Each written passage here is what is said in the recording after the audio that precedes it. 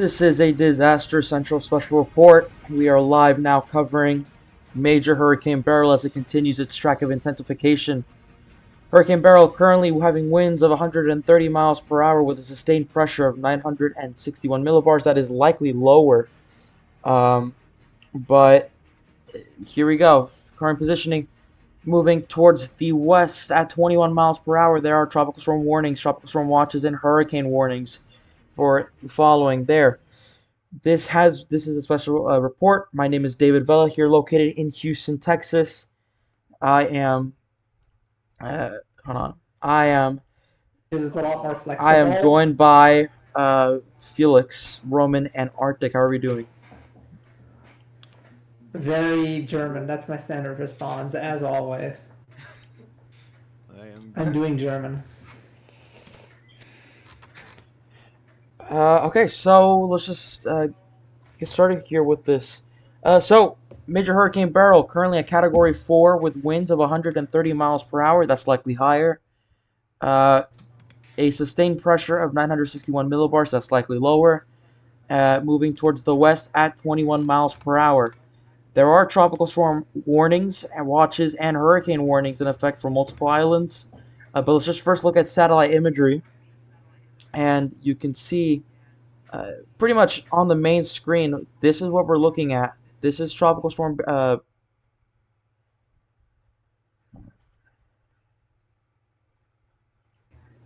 Wow. This is Major Hurricane Beryl. Yeah, my computer's lagging. Uh, if you zoom in a little bit,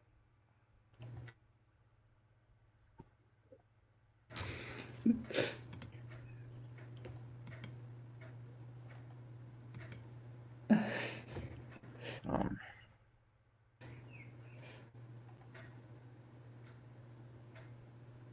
Okay. This sorry, David I just keep lagging. I don't know what's going on. at me. But I couldn't say anything about it because I was not sure whether you were also cutting out on the stream, so probably maybe talking into you.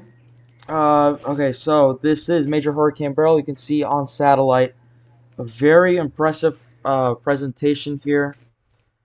We look at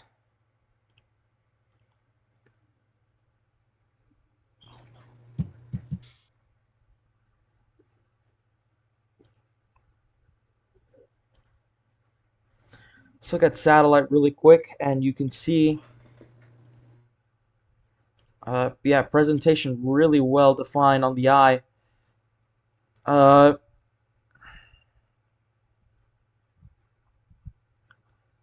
Very well defined. You can see pretty much convection now moving around this eye, around the western, or no, eastern side. Convection moving across the eye, and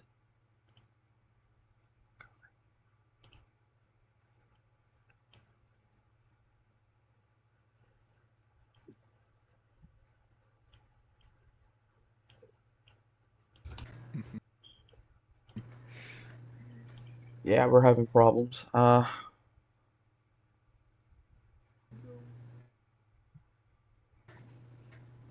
Cooked.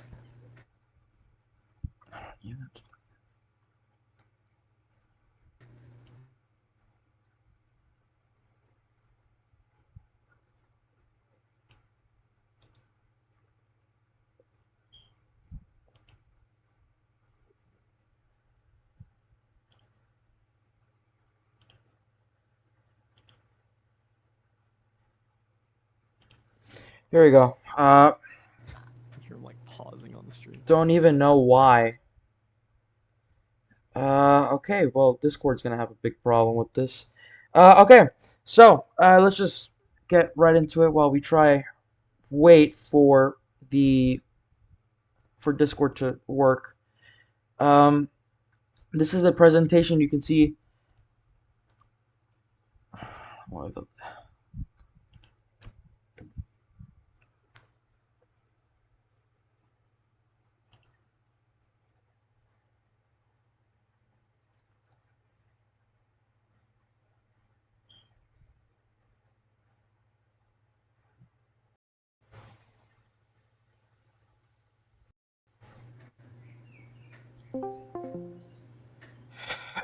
Okay. Can you hear me?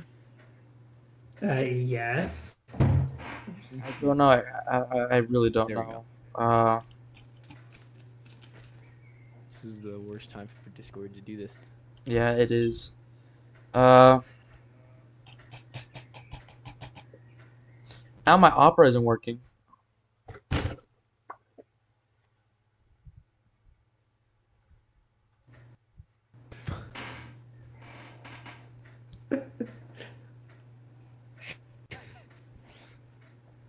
And just now you just cut out again. I know it So just keeps an cutting out. I don't hour know in. why. This is the worst time too. Okay, we should be back. No, we're not. It just cut out again. Okay, while they're doing all that, let's just while the internet's trying to fix itself. Thing. Uh, yep, it's cut again. That's great. Uh,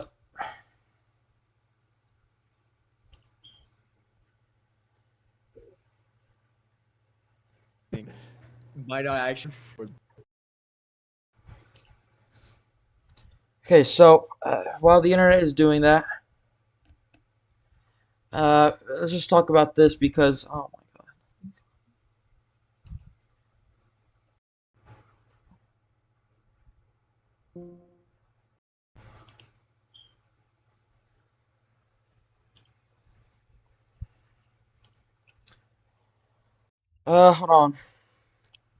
Hold on, folks.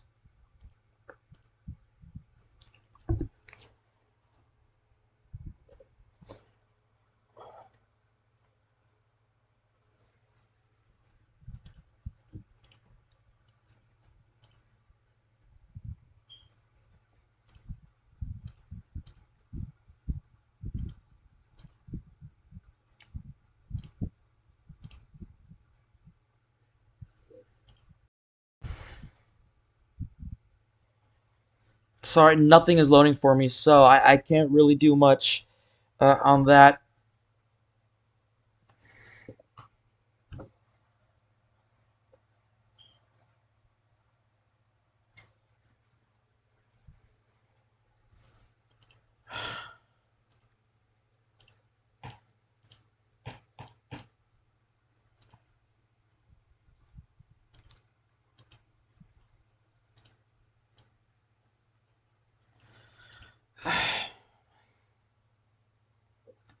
There we go, something's loading. Uh, okay, let's go back to this. We're gonna have to do this solo because Discord won't let me do this with other people now. Okay, so let's just talk about this. Major Hurricane Beryl, you can see on its satellite presentation an eye, convection forming around the eye, and overall, it's a very good signature that's being noticed around circulation. If you continue the loop, convection has been blowing up a little bit multiple times. There's been blow up of convection, and there we go. And you can see this is what we're talking about.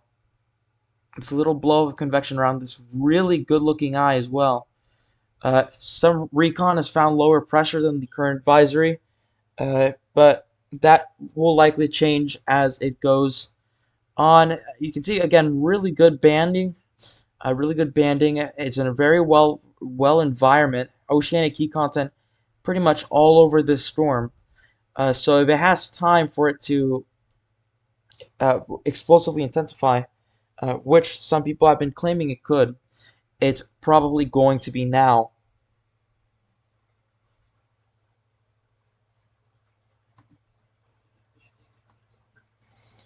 And as we continue on, just want to remind y'all that the forecast track for Beryl,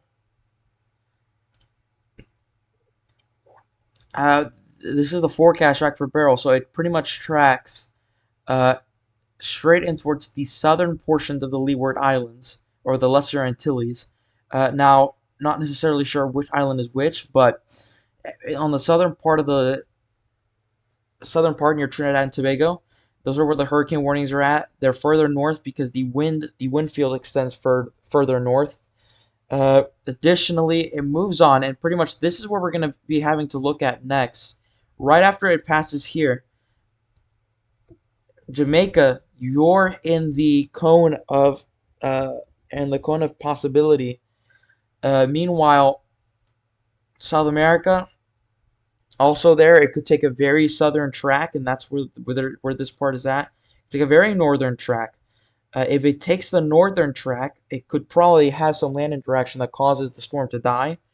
However, if it takes this path, then we're looking in the future. These areas could fall under a risk for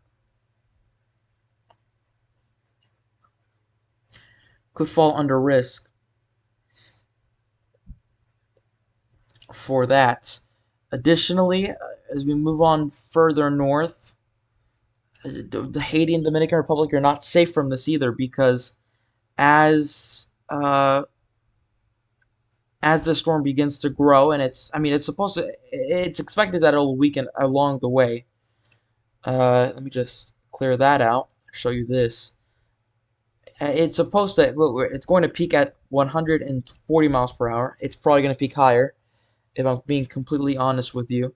Then it's supposed to go on a weakening path, and this is because it's going to be interacting with wind shear. Now, current presentation, it looks like it's battling some wind shear as well, because there is wind shear across this area, and a lot of models did hint at this before, prior to its practically rapid intensification phase.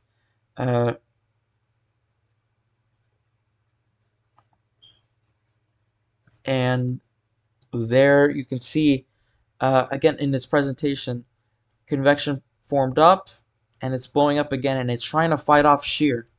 And that's the important part of this in general.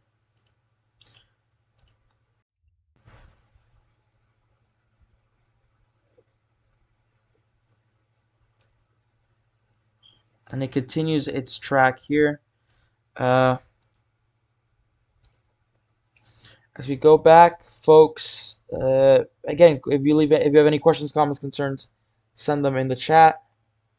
We'll be here to follow it. In the meantime, while I try to load up Discord again, because, well,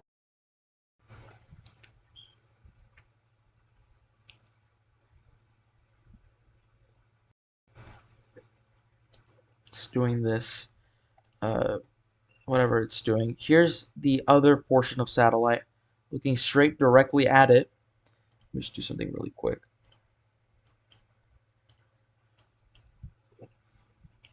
This is what it's looking like right now.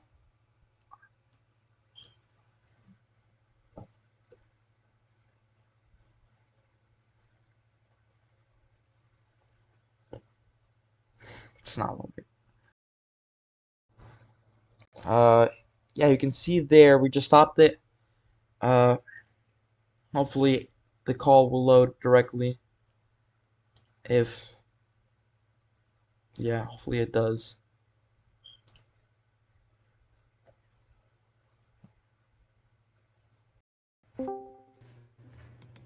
Alright, Oh, There you go. I don't know if it's working right now. I can hear you, so. Okay. Hopefully it remains like that. Yeah, Okay. I'll immediately tell you if it.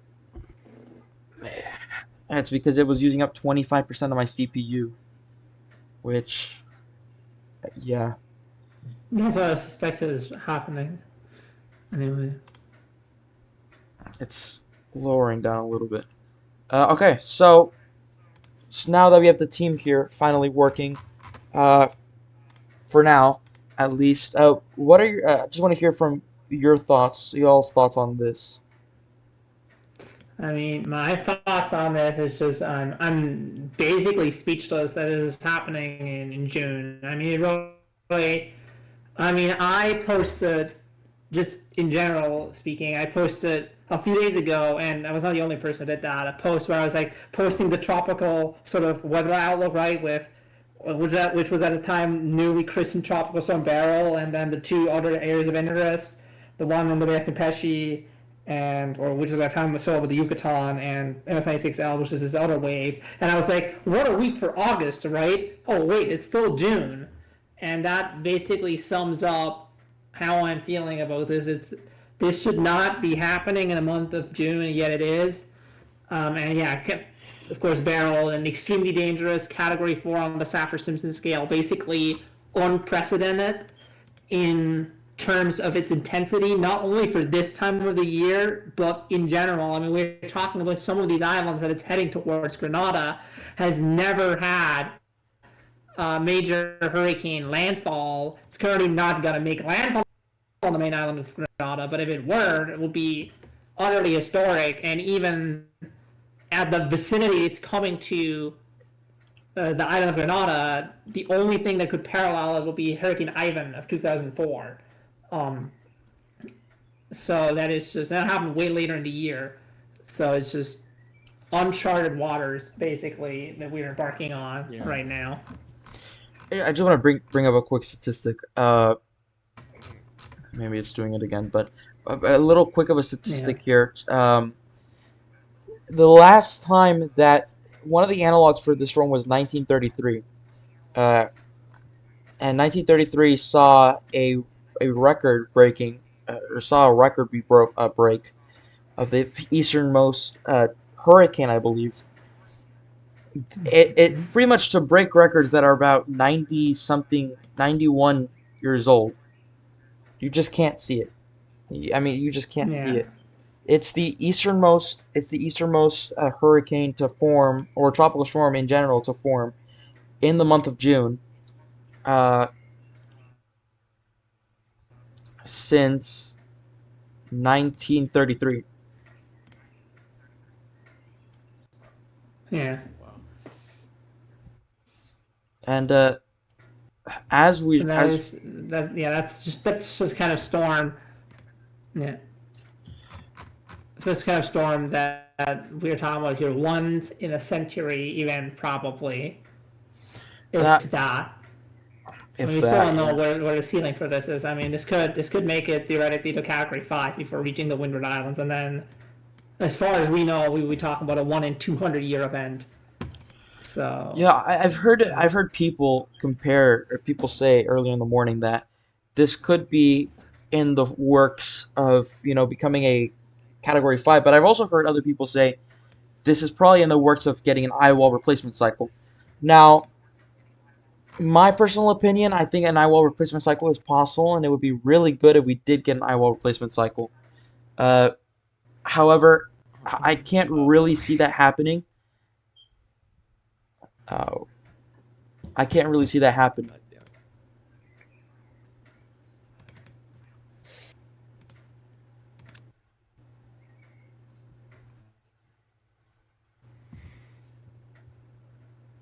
I mean, you can talk. No comments. Sorry, but we can't hear. You're cutting out. We can't hear when you're talking. So we heard really the last part where you just said thoughts, but that was about it from there. Yeah. Oh my god. But I can deliver my thoughts on our replacement cycle. I'm not really seeing any signs of that happening right now. That being said, there hasn't been a really good microwave image in quite a while. But just based on the satellite presentation, I'm not seeing any reason. I did mention in the video that I'm currently rendering, and that will be uploaded probably within the next hour, that there is this slight wobble to the eye right now, which could indicate an hour replacement cycle, although because the cloud presentation is so good right now, the satellite presentation is so good, I think it's probably just mesovortices in the eye, which could also cause it to have sort of a slight imbalance, which would actually be sort of the duality. If you have this wobble, it either means an hour replacement cycle is imminent or ongoing, or it could mean you have a really, really intense tropical cyclone that is still intensifying rapidly. So it's really just kind of 50-50, but right now, based on the setup, it is more of a 70-30 on no hour replacement cycle coming. in the near future. Questions, comments, concerns, folks, send them in the chat. Obviously, this is a very big event, uh, and hopefully you guys can hear me as I speak right now. Uh, Obviously, this is a very big event, a very major event in general, because this storm is this storm for a June storm. This is catastrophic, and now we know where this is going to go directly in the next 48 hours. After that, this is just a point of guessing, because at this point, Mm. models are everywhere. Ensemble models are everywhere on where this is going to go next. Now I the mean, not really. Now, I mean, the next 5 days, I'm actually pretty sure where this would go because I mean, if you look at the ensembles, you have a few other solutions going on, but if you look at the main models, they're really just on rails basically into like south of Jamaica towards the Yucatan. Oh, sorry. And right now, I would just say I would just tend to disregard like the ensemble solutions that you have that are going further north. I mean, there are ensemble solutions that take it down to sort of like Honduras, some that take it into like Haiti next to Port-au-Prince. But at the end of the day, I think um, it's fairly well established that it's probably since all members are just I don't know wrong. I would stick with the main runs and just go Jamaica, Yucatan, and then probably Texas question mark. That is really for me the big question. What happens after it passes sort of the latitude of Cuba, Yucatan Peninsula? Does it make it out the other side? That's the main question I'm asking myself. And not necessarily where it will go track wise, but where it will go intensity wise. That's the other big question I'm asking myself because Eastern Caribbean tends to not be friendly to these storms, especially early in the year. Now, Beryl is at an unprecedented strength for this time of year as it enters the Eastern Caribbean, so really hard to judge how it will respond to this environment. And there are some solutions that have it absolutely wither away before it reaches Jamaica, and there are other solutions to just have it barrel past Jamaica as a Category 4 and into the Yucatan, making a devastating Category 4 landfall there. And then probably, if those solutions continue on, it would probably reemerge on the other side and barrel into Texas or something like that, also as a Category 3 or whatever. But, yeah. So Yeah, I and guess you could say that's where we'll go, just not I think track wise. I think one of the worrying parts, especially apart from the fact that the immediate threat, one of the worrying parts is how early this storm is. Like Mm-hmm. how early the storm. Beryl Oh, just shouldn't be happening at all. we're not even in Yeah. July. Beryl shouldn't be happening at all, and especially in the strength. Uh, Mm-hmm. so if you guys watched the predictions video, the predictions live stream, I think Felix, you said something along the lines of if there was a season that could be so productive, if there had to be a season that had to be productive, it had to be this one, Yeah. and I everything is said. going right for it. Uh, I don't remember. I don't remember exactly what I said. It is pretty much a direct what I said. If there was ever a season that was predetermined to be way above average in terms of activity, it will be this season. And well, it's coming true. Like I said, it's behaving like it's late August, early September already. And if that's what it's doing now, I'm kind of scared to find out what this season's gonna cook up when it's actually August. Never mind September. Like that's not a good feeling, not a good omen. Yeah. Now, I think me personally, I think this is gonna be a very backlogged season, just based on the fact that some of these analogs have it. Some of these analogs were very backlogged. In general, some of the season's analogs in general were backlogged. Uh, okay, well, it's not good. Uh, so that's one thing. The next thing that should be noted is, I personally, and I think I think most of us here could agree. I I think that this season's gonna be more of a quality over quantity type season. I don't know if I'm cutting out again, but uh, A little bit. yeah, okay. But generally, what that means is I don't necessarily expect to see hyperactivity in the means of number of name storms. I'm expecting to see hyperactivity based on the quality of these storms. The quality of these storms are important. I mean, it's pretty common sense. The quality of these storms are important, and generally speaking, some of the analogs that this season's been pointed to was 2017. 2017 was above average, but not hyperactive. It was above average, but it was hyperactive because of the quality that some of these storms have seen. And speaking of which, I think we now have Invest 94L has been given an 80% chance to form in the next 48 hours, an 80% chance of it to form in the next 7 days. Also, Invest 96L, the one behind Beryl, has been given a 40% chance in the next 48 hours and a 70% chance in the next 7 days. So, what this is looking like is this is beginning to look like, and I could be completely wrong about this. This is beginning to look a little bit like 2017 uh, September. With Irma, uh, Irma Jose, and Katia. Now, of course, it's gonna be completely different because it's gonna be completely different. However, oh, I pinged you we got because microwave we imagery. do.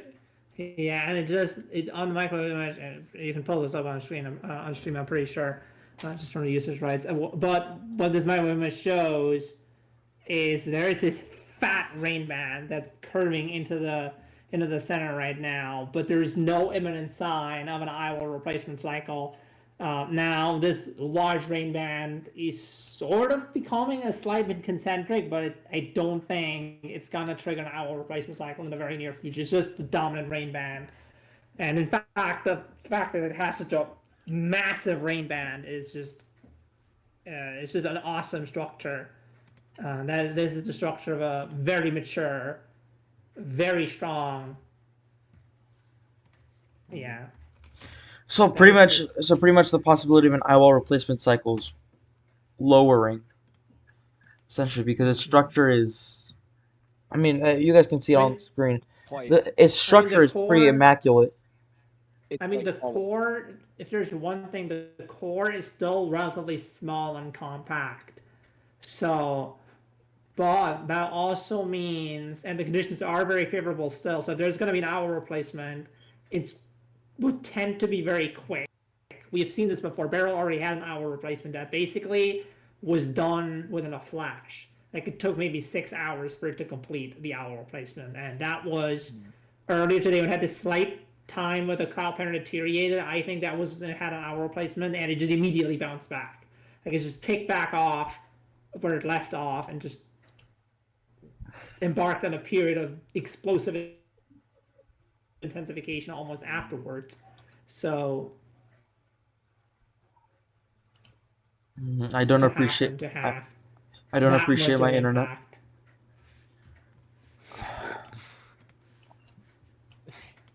I have to. I essentially have to keep Discord up while also keeping everything up because I can't exit out of I can't necessarily exit out of Discord until you know that happens. So I'm gonna minimize it. Uh, folks, again, questions, comments, concerns, send them in the chat. We'll be here a couple of hours. Hopefully the internet doesn't kill me before this. Uh, honestly, I don't even know why this is happening. This never happens. This has never happened. Also, you just brought up TD. I already foreshadowed there. You brought up Invest 96L, 94L. I mean earlier. And I already did some foreshadowing just there. Looking at the recon data, it appears that will probably have tropical depression 4. That would be right. Tropical depression Yeah, 4 or tropical 3. depression. One of those in the very near future because Wait, no, tropical it's depression having 3. a close circulation right there, somewhere near the coast. By the way, if all of these AOIs form, we're before July 15th, which they probably will. Uh, we will be at the name Debbie by then. So it's just a little sign of how active this. It was a late start, sure, but of how active this season has been. Late start relative to some of the last 10, 15 years. I don't even think it was a late start necessarily in like the context of the entire climatological record, but yeah. But Roman, I see you have a little friend. I see you have a little friend in the chat. Uh, Sean asks, is Beryl a girl's or a boy's name? a girl's Beryl, name. yeah, I would say girl's name. I know I know this. I know this because I uploaded it, and of course, because I'm a responsible internet citizen, first check the accuracy of the community note on Don Jr.'s amazing Twitter post, and I can confirm that Beryl is indeed a female name. I believe it's sort of an outdated name, sort of from the last century, earlier last century, but it is a girl's name. It's a weird girl's name, but it is a girl's name. Oh no! I just exited out of Opera. What does that mean? The browser is gone. Uh-oh. I have to reload everything again, so expect a lag and cutting off constant. Hey, it's Oh boy! whatever it takes. Oh boy! Oh boy! I really despise Discord right now. The eyewall lightning is going bonkers right now.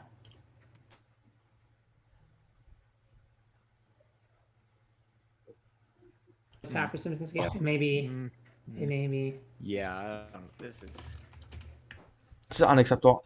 I don't even know. I can't even For see the chat. I don't know what my internet's doing. I'm actually angry right now. I don't even know what my internet's doing. And it's not the internet, it's Discord, because every time I exit or minimize Discord, you guys cut off. Is it a CPU issue? CPU usage issue? So that's what I'm thinking. Because explain it, because Discord is maximized, it maybe gets more CPU priority. well, my CPU OBS is using 23% of my CPU. Weird. Have you Task have to Manager. start Discord earlier. Honestly, I should just use the web version of Discord. I'm not gonna lie. That actually might work. Oh geez, I wonder. Oh yeah, okay, now I know why. Ooh, this structure is like, oh my gosh, it's like so perfect. In like, I don't know what this is. geez. But I think 100% of my CPU is being used. No, it's not. Hold on. It's not. Nothing is loading. That's usually a very clear sign that 100% of your CPU are being used. Get free tech advice on this stream as well. Okay, first of all, nothing is The open. stream is now watching David's laptop implode. yeah, you guys. This is why I asked you guys donate, please. Oh, Okay, man, no. I think this. Unfortunate timing. I don't know. Quite unfortunate, as Ground would say. Yeah, this is awful. This is terrible news. Okay, so Discord using 5% of my CPU. Oh no.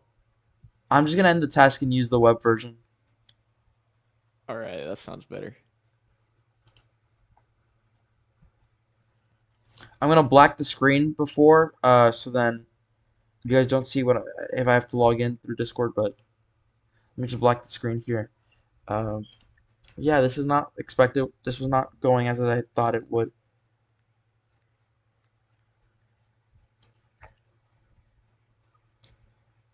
Praying this works.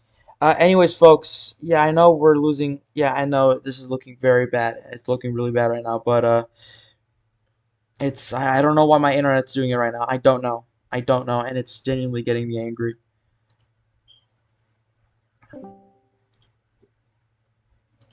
Is it at 960 right now? Hold on, I'm trying to check right now. Okay, this Also, might work. my ears are gone, by the way. Oh, you're welcome. Um, Still using 100% of my CPU. I don't know why. Hold on, I need a drink of water. That genuinely gave me a heart attack. Oh my god. I'm sorry. Okay. Okay, we can come back to this now, I think. Can someone talk, please? Oh, hi. Can you guys hear Hi. me? So, um, yeah. Okay, good. So This this is sound working. it does sound a little like you're like in the restroom kind of quality, but I guess it's better than nothing. So Yes. So yeah, I'm not gonna argue about that. you sound good Uh, on stream though. So there we go. We should be back. We should be back, folks. Yeah, I apologize for that. We've been having technical issues this entire time. Uh, the entire day today we've been having technical issues. And I think it should be fixed right now. Um,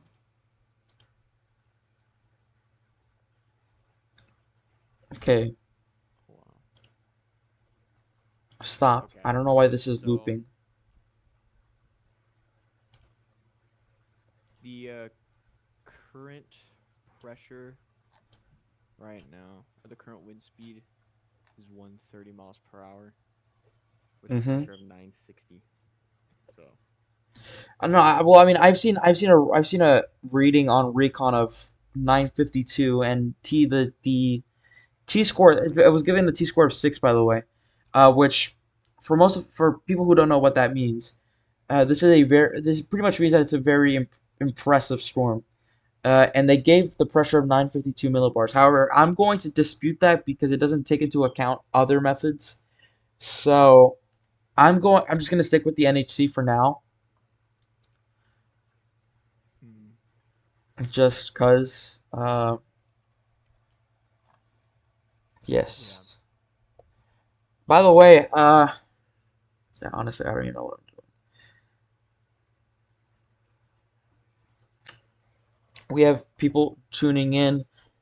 Let's just go over a little bit of where this storm is specifically at, and let's look at ocean analysis for the tropical Atlantic. Yeah. So very.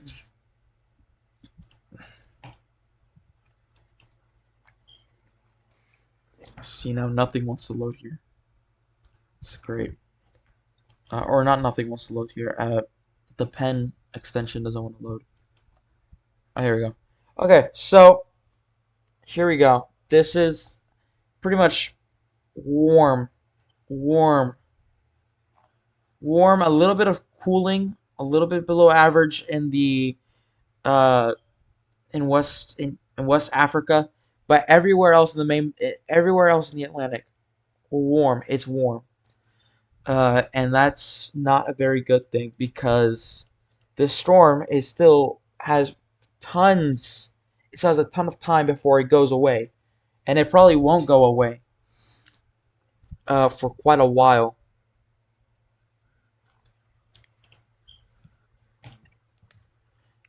Let's see, let me try to look for the North Atlantic, the SST anomaly time series. We're still above average, so we're still in like a neutral end zone, but it's still very warm. The 7-day change in the Atlantic, we're seeing noticeable cooling in sea surface temperatures, particularly in the main development region. Am I cutting out again? No. It's just like slightly very slightly, very minimal. Yeah, I think we're just gonna have to use. We're gonna have to use um, online Discord from now for now on because this is the only way I'm gonna be able to get you guys in. Okay, who left? Arctic. Oh, never mind.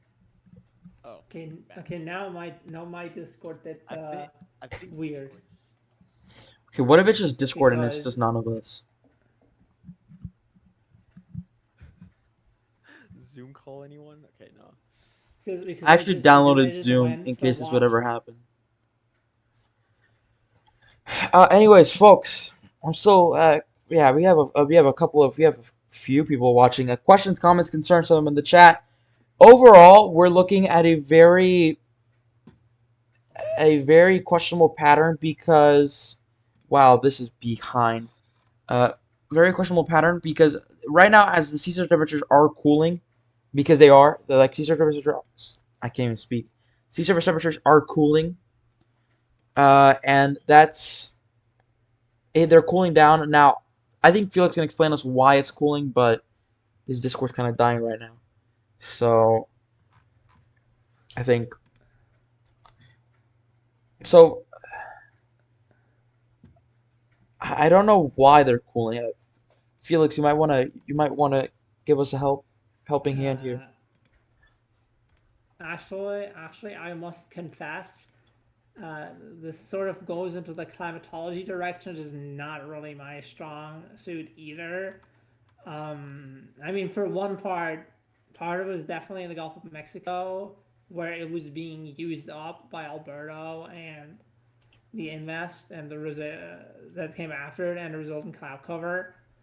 Um, it's also we're also having the El Nino weekend, which tends to be correlated with like higher sea surface temperatures and higher temperatures overall globally. It's probably playing into it, um, which is also why I think it's probably sort of going to even itself out for this hurricane season because as the El Nino transitions to a La Nina, while the sea surface temperatures may cool somewhat, the atmospheric state will become more favorable for the Atlantic, and with the shear going down, so that would just probably sort of even itself out. Although it could mean that we do get maybe more a number driven season than an intensity driven season if the shear is low versus the season's temperatures because season's temperatures tends to often or like high ocean heat content tends to often induce rapid intensification. That being said, and you notice meteorology is always a game of caveats. That being mentioned, Beryl is currently absolutely popping off, and it's not having like amazing seasonal temperatures. It's having decent ones, but being in only June doesn't have. I mean, the basin tends to warm towards August and September, so it's not amazing, yet it's pulling these shenanigans because it's in otherwise extremely favorable conditions. So I don't know. I would say that it still remains on track to be very very active season indeed. I mean, Oh no, yeah, there's been some people who've been actually, led to believe the season's a quote bust, but it really isn't. Uh, actually, Clearly proven actually, I by here. haven't. Actually, I just remembered something. There is if we're looking at overall like Atlantic surface temperatures cooling on average, there is a phenomenon called the Atlantic Nino that is currently happening, which is basically what it sounds like. Is the Atlantic counterpart to El Nino. It's sort of, um, but it's actually I guess it's the Atlantic La Nina that is happening right now, which is when there is this tongue of colder seasonal temperatures near the equator coming off of the African west coast, and that is currently happening, Hold on, which we would just yeah probably contribute to depressing the overall seasonal temperature graph we just got some somewhat. That questions. tends.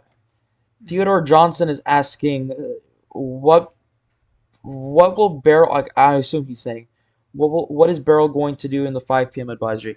I personally think this is going to continue to strengthen, if not maintain its intensity.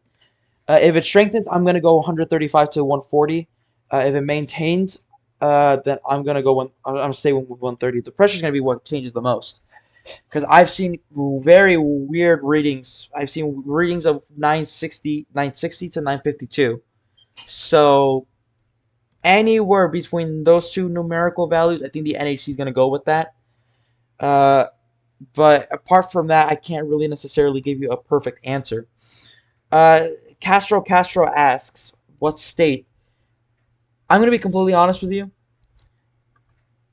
If we look at the cone, the NHC is providing us, I really personally doubt that this is. Uh, I personally really doubt that we're gonna see. Well, I don't doubt it, but I can't really be for sure. I would say that based on what the models have seen in the next week, literally in a week, but in a week from now, week and a half maybe. Uh, Anywhere from the coast of Mexico to Texas, Louisiana should be on the lookout for this because this is all very dependent on what the models have. This is all very dependent on where this hurricane goes and where it clips. If if Beryl goes through the forecast cone and it hits Mexico, it won't really have time to really curve up and go into Texas. So really, it could, but really at max, we could be talking a South Texas landfall if it hits the U.S. Now, if we were to say, you know, additionally, if this was to go a little bit further north and clip northern Yucatan and not go into the Golfo de Campeche, then we could be seeing more of a direct Texas and particularly central to southeastern Texas coast towards Louisiana landfall. So there's a lot of predictabilities. I can't really give you that answer, uh, but we'll keep you updated if once these cones start getting closer and closer. Eventually, it'll get to the point where we'll definitely have an answer for you. But right now, it's just not the answer for it. Felix, go on about the Atlantic Nino. Yeah, I was saying it's sort of developing this Atlantic La Nina, I suppose, which is right, but really what it sounds like. It's basically the La Nina putting it in the Atlantic, literally the same latitude, basically, and just not as strong. That is currently developing, and again, as I said, I would probably also tend to depress the overall like average Caesar temperature graph for the basin. And in terms of tropical cyclone activity, while it tends to be correlated with slightly lower tropical cyclone activity, but then again, as this is developing, we have Beryl, so you have that. And I've also heard it should probably only be temporary because unlike the Pacific Enzo, which has cycles that last for months, if not years, the Atlantic Nino usually doesn't take that long. So from what I've heard, it's probably going to go away again by August, September, sort of peak season anyway, and then we no longer have to worry about it. But even if it does not go away, it'd just be another ingredient in this endless game of caveats that we are playing here, and maybe just slightly depress the season. But I don't think it's gonna be a season-killing thing at all. At all, yeah. So, yeah, keep those questions. While we're waiting for questions to come out, let's just look at some quick models of what this season could look like, or what this storm could look like. So let's start off with the H wharf because everybody loves the H wharf. As we continue on, it actually shows it weakening because it's struggling with wind shear for quite a bit. It actually starts at 965, which is already wrong. It actually has it going up a little bit before it starts maintaining its intensity from 962 to 960. As it passes through the Lesser Antilles, it actually starts intensifying. But again, it takes the northern track. It makes landfall as a 950 millibar pressure system in Jamaica. Oh, yeah, that's what I just saw. Oh my god, it goes through the Cayman Islands at 951 millibars. What the? Yep, it goes through the Cayman Islands. Absolutely over. And then it passes. It's gonna clip. Actually, no, it doesn't. It doesn't go towards. It doesn't go through any landmass after that. then it just stops. So I can't really tell you where this goes. But the main areas of I was gonna concern, as I say if told this. you in the beginning of the stream, it's gonna have to be Jamaica after, and potentially the Cayman Islands. Uh, that's a But concerning development. yeah, I just want to quickly say if this H4 run were to verify, like if this enters the Gulf of Mexico, like this is just over for Texas, like Texas, Louisiana, because we have already seen some of the models have it hit the Yucatan and then still become like a Cat 2, Cat 3 hurricane. Um, so if it goes into the Gulf of Mexico like shown on the H4, it's probably not gonna weaken below hurricane status. At the very least, that's for sure before hitting the U.S. Gulf Coast, if not maintain as a major. So that will be Quite the interesting model. kind of the H4 is probably, I hope, I have, um, to be quite honest, not actually looked at any of the other models. See the From H4 the parent, which is practically the same thing, except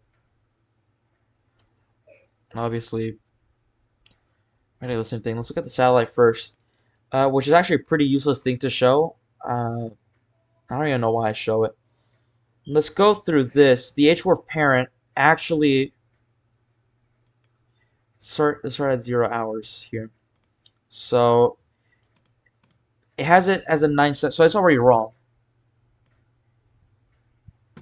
But it continues its rapid intensification track, and it actually doesn't weaken at all. Actually, it has it continuing to strengthen until it reaches there.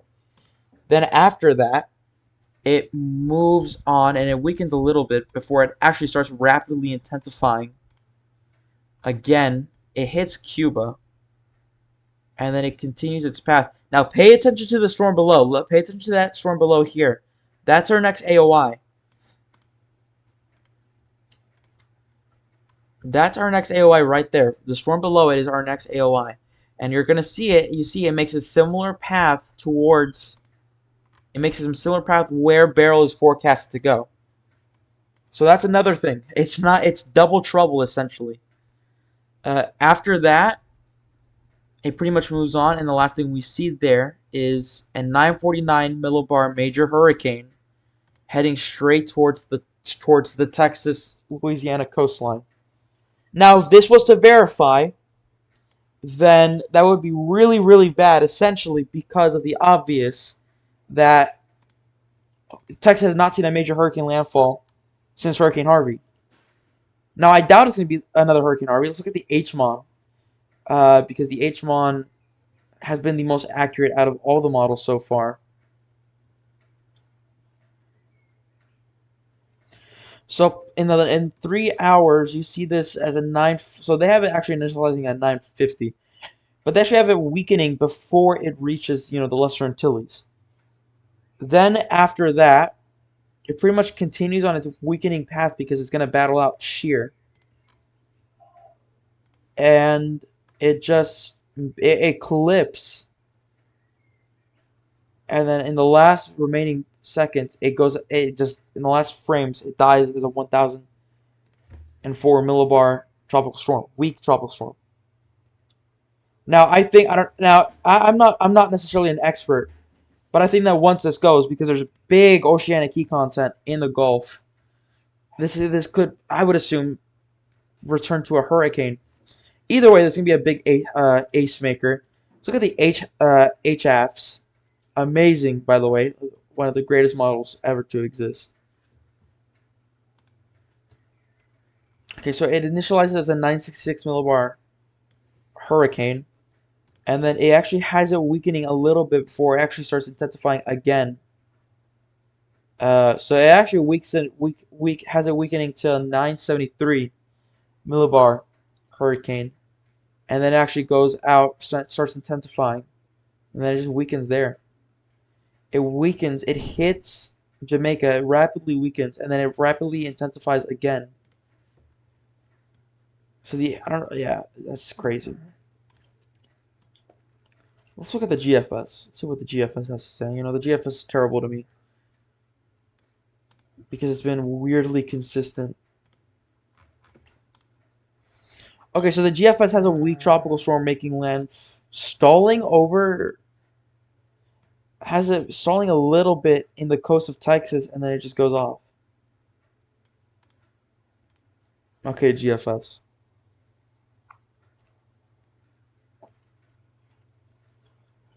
Great. Just for a reminder for those that are. Can we quickly Go ahead. mention our good friend, this one doesn't have a floater on it, but our good friend the Nav Gem, which has a 969 millibar landfall on Louisiana, which is interesting to say the least. Yeah. Um, So for those who are tuning into the live stream, let me just remind you of what we're looking at and what the situation is right now. So obviously the main story of today is Hurricane Beryl. Let me pull up the satellite here once it loads and it gets to load up the frames. Let's look at, there we go. Wait, no, David. Hmm. We need to make a quick we need to have a quick pause for our friend the what was it, the halves, no, for the 8th warp interpolated on the on the MS96L 18Z model intensity guidance, which has it skyrocket to a category 5 on the Saffir-Simpson scale. Oh yeah. Over. That's just an H word moment right there. By the way, if you guys missed it yesterday, there was a model that I know there's a lot of y'all wondering. Let me just get, actually, before I speak about that, I'm a little sick. Let's just get into the main situation. Obviously, everybody here is for Major Hurricane Beryl. Sorry, I'm just a little bit sick. Major Hurricane Beryl is a Category 4 hurricane with winds of 130 miles per hour with a sustained pressure of 961 millibars.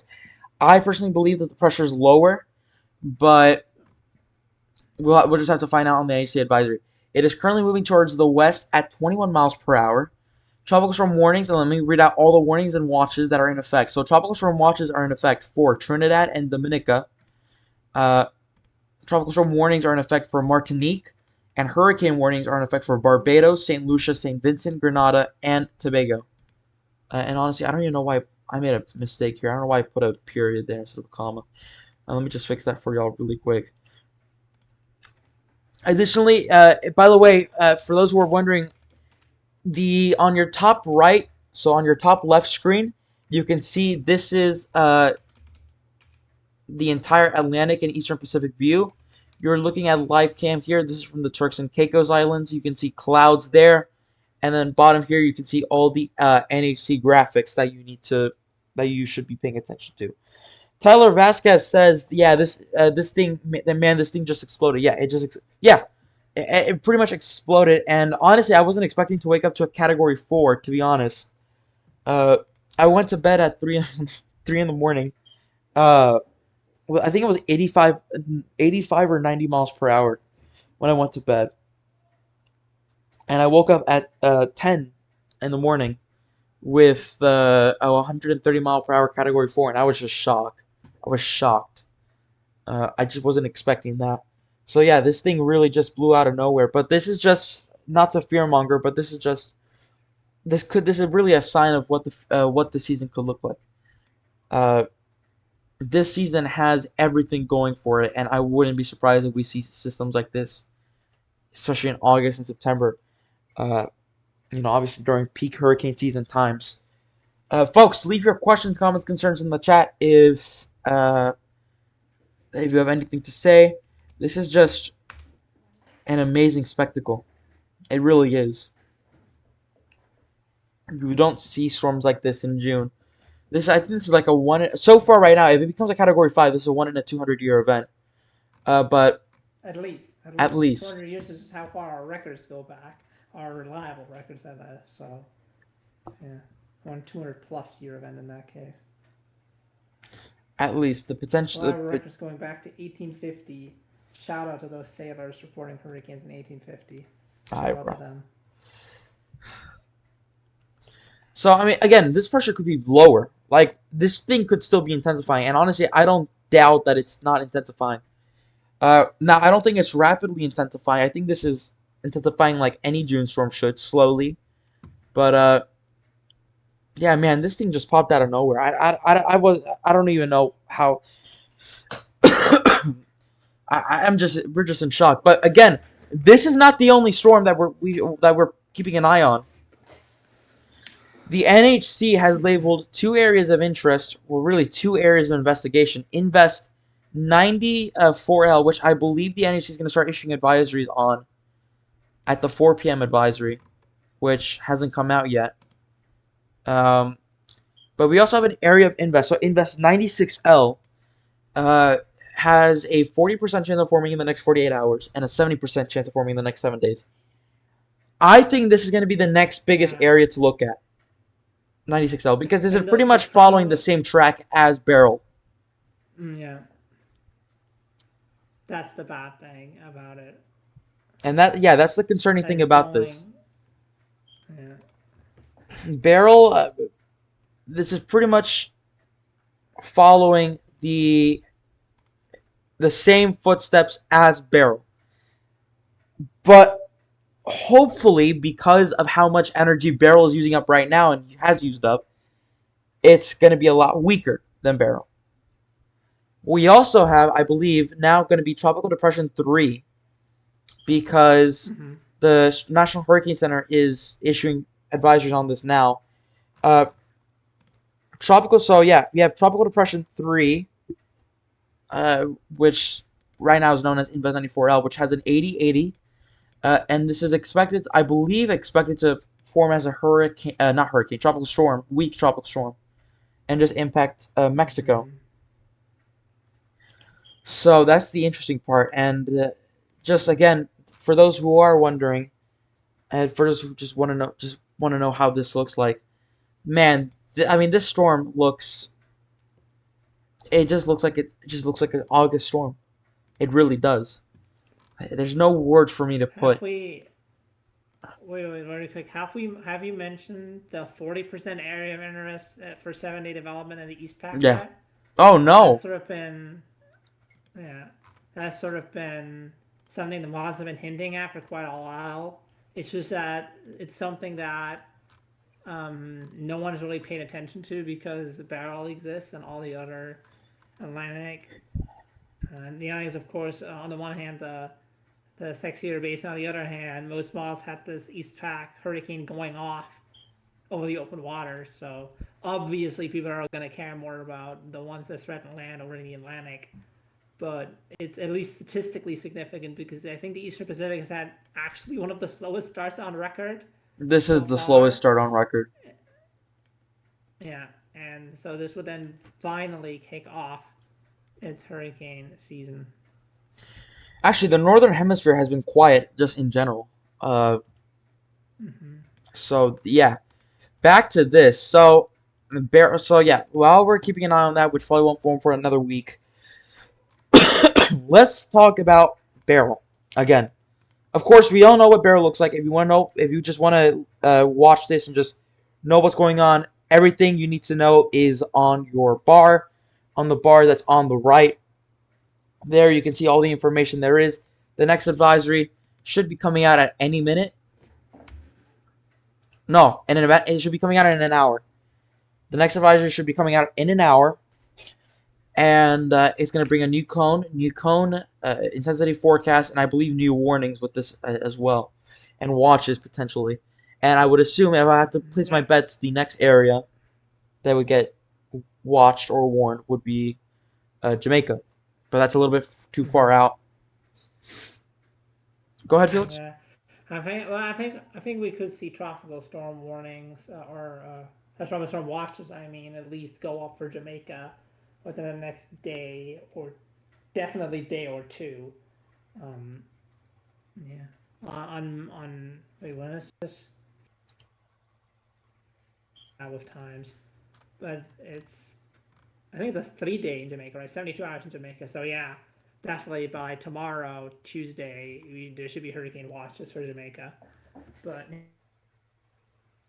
yeah, I love the Yeah, lag that I'm the getting off of this. model guidance has been Oh, there we go. not really trending in any consistent direction. So the newest cone is probably going to be almost the same as the latest cone that we already have. Although I will say, when I was making the video, which is almost done rendering at this point, uh, a lot longer than normal. But anyway, I noticed that in the very short term, the track has shifted southward to go more towards Grenada instead of like square through the middle of the Grenadines, which are those islands between Grenada and St. Vincent.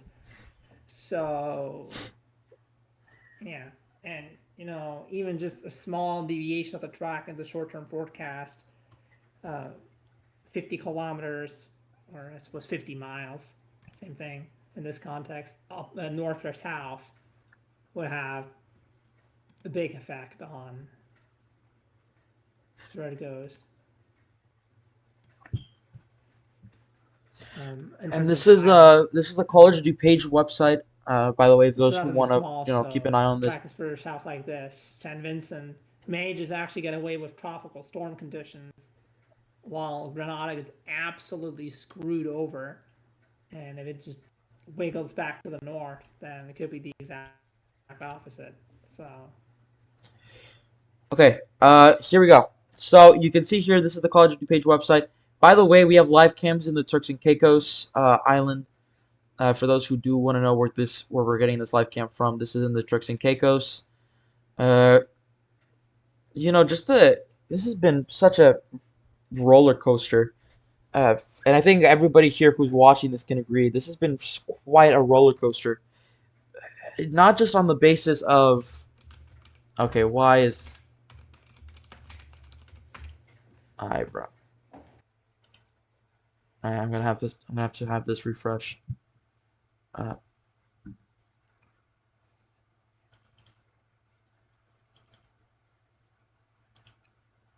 so while these frames start loading up soon, hopefully. Uh, okay. Okay, he's okay. Just checking up on folks. So while Felix is gone, for now. okay, now it's no longer happening. Oh, what's happening? Your Discord's crashing. Might have actually happened on my end. Oh, Because okay. So this thing has been I think we can all agree this has been a roller coaster ride for all of us. Uh, Tracking this has been specifically very difficult too because it's practically just been all over. To be quite honest, it's been all over the place with how fast it's going to intensify. I wasn't expecting to, have all of this intensification progress go, I heard my but name and they're just cutting out. huh?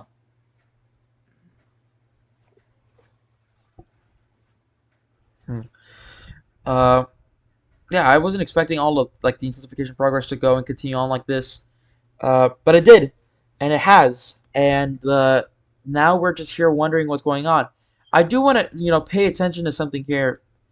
On some of the latest frames, this storm really doesn't look as, you know, necessarily good as like the original Oh. previous frames are. Uh, Oh my god. I think he's having technical issues too. I think this is just Discord having a problem. But I think this could be this could be a No, little bit of an I what? just realized why it took so long to render. Why?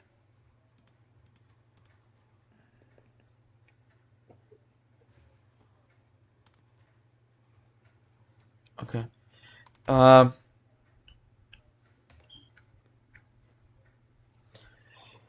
By the way, folks, in about I don't know when the actual video is going to be released. But in a few hours, I can guarantee we're gonna have we should have No, it's on my end, I think too. we should have a video. We should have a video up about this. So if you want to watch that video, Felix does really good explanations. He does really good deep dives in. He knows what he talks about. He knows what he's talking about. Okay, so a quick update from my side. I realized why the video was rendering so slowly. I selected the wrong coder and the wrong everything. So yeah, Cooked. Uh, soon. okay, so there's been a okay, so yeah, there's an intensity guidance on Invest 96L. For some reason, the HWFI model, the HWFI, which tends to overconvect everything. Uh, yeah, this one's looking a little bit weak, looking a little bit on the weaker side now. Maybe an eyewall replacement cycle is in the process of happening. So let's just look at the intensity forecast, folks. Well, once this loads, folks, I would take this with a very big grain of salt because yeah, y'all probably aren't gonna be able to see much, uh, because these models tend to have the tendency to overconvect practically everything. So the HWFI is predicting a category, we'll probably get I don't even know what I'm talking about. I don't know what I'm doing. Uh, I'm refreshing this because I can't see the chat through the stream. Uh, the HWFI model has this pretty much overconvecting. So everything they tend to overconvect everything. However, the reason why I say this the reason why I say that with a grain of salt as well, because some of these models were correct in predicting a category 4. I think the HWFI is losing it with this, but a hurricane could very well develop out of this. Intensity guidance here for Invest 94L, which looks very disorganized right now. Not necessarily a compact pressure. Blue Charger 30 says AccuWeather just updated as at a... I can't read that. What does it say? At the 4 o'clock update, winds are still 130 miles per hour. I need to charge my... Oh no. I need to charge my little laptop. Hold on, folks. Okay, maybe it's doing it again. Okay. Okay, Felix. Okay, so Felix will be back in 30 minutes. It's just me. Hold on. I'm gonna be really quickly right back. I'm gonna go get a charger for this laptop. Uh, because this is how I'm reading chat with you guys. This is how I'm reading chat through the laptop. Let me play you some satellite imagery. I'm probably gonna try to make a run for it. You're probably gonna hear me talk as I get farther away from the mic. And you're gonna hear me maybe not, maybe not move some things around really quick because yes, there we go. Here we go. We should be good to go, and we're back. So cool. Uh, hey, for those who do actually, for those who do have questions, comments, or concerns, send them in the chat. We'll be here, I think, another good hour or two. We have been live for an hour. I can say that. We have been live for an hour now, an hour 33 minutes. We might be here for a good hour or two. Just talking about the storm because honestly, the satellite presentation on this looking a little bit weaker than normal. But that could just be starting to wobble a little bit. Yeah. So yeah, and there's a new convection band too. That could just be a little sign of it, being it's still very mature. It could be a sign of it moving on and on. Folks, questions, comments, concerns, them in the chat. In the meantime, I'm gonna try to find something to play y'all.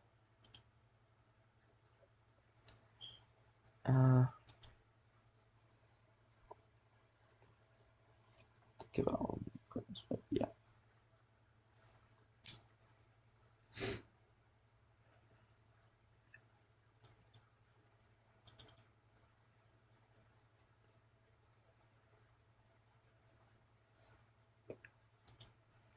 I immediately already don't like this. No. Wrong song. Sorry, folks. Trying to find out something.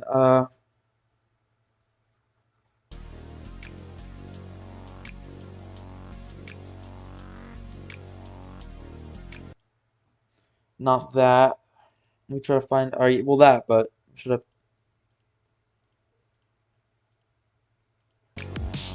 Here you go. You can hear it a little bit, and I'm just pretty much chilling right now. Questions, comments, concerns in the chat. We'll be here to answer them. But we're just continuing on this little conversation of ours. Tonight, the main event will be back live again doing landfall coverage soon. But we're just going to be here chilling out for a few hours. Potentially a few hours for sure.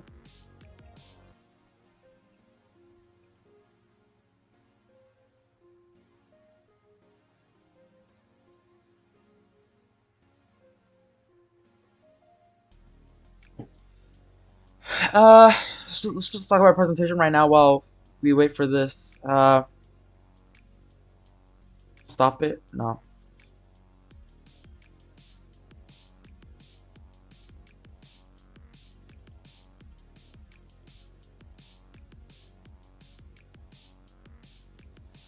It's looking a little bit on the weaker end. It's been about an hour, and it looked really good at first, but you know, it's starting to look a little bit less orientated.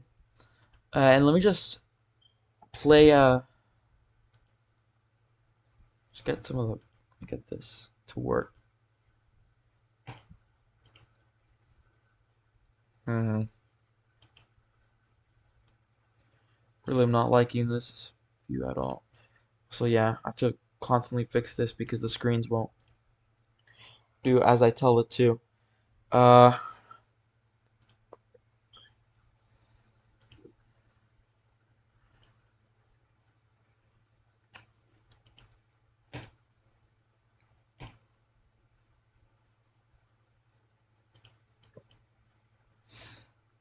on, I will be quickly right back. Stay tuned. Give me about 5 minutes. I'll be right back.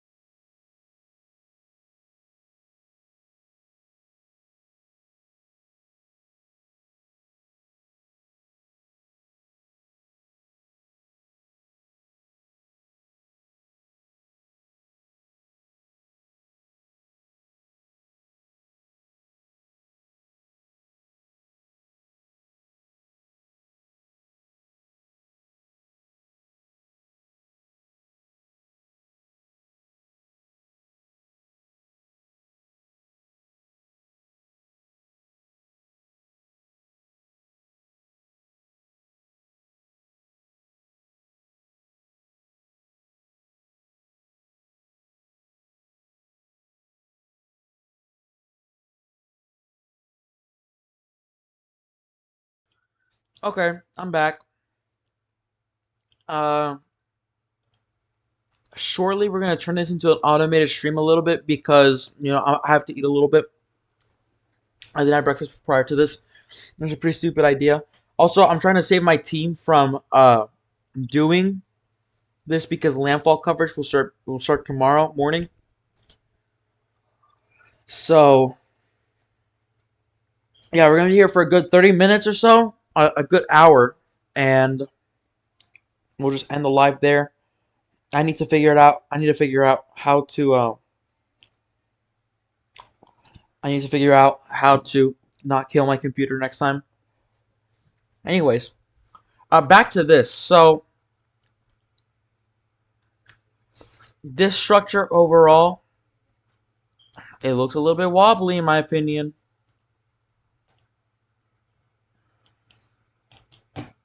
There you go. It looks a little bit wobbly. The eye structure is a little bit wobbly. But notice all of this moisture,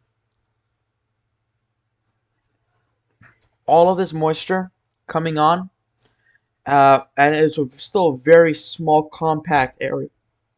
Those are where the strong winds and rain are at. And eventually, this is going to be going there and possibly curve up. One last thing to know. There's still convection forming up here, and there's still some cloud top convection happening around this eye. So I could be saying that this is an eyewall replacement cycle, but I could be completely wrong about this. So I'm not necessarily sure on that part.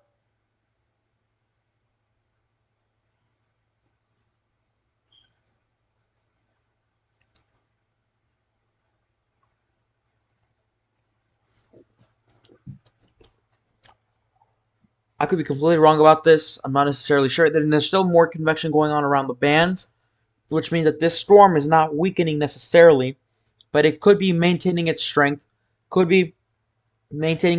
or possibly could be in the middle of an EWRC, eyewall replacement cycle. If that does, it's good and bad. Bad because in the long term, this will have a stronger eye, which means it's going to be less susceptible to other things. But good because short term, before this makes landfall, it could weaken a little bit more by about 10 to 15 miles per hour. How? And you might be asking, what makes you think that?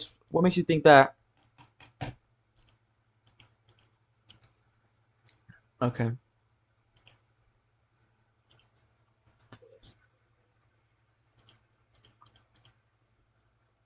You might be asking yourself, what makes you think this?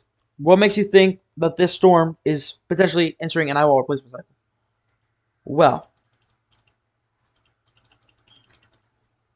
Well, the structure right now looks a lot less, compact.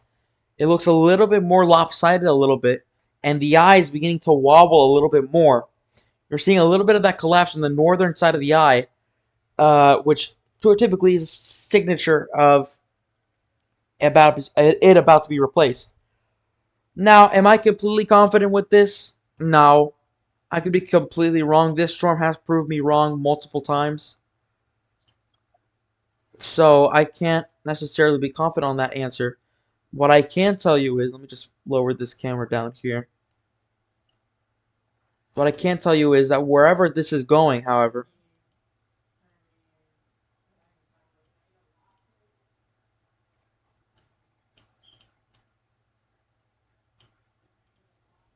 This is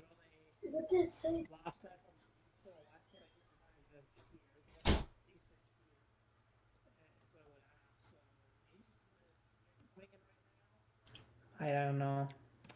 sorry, I had it muted for a little bit there. I didn't even notice it on OBS.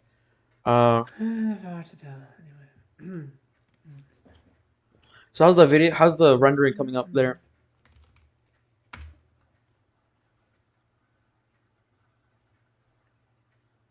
Uh-huh. Cooked.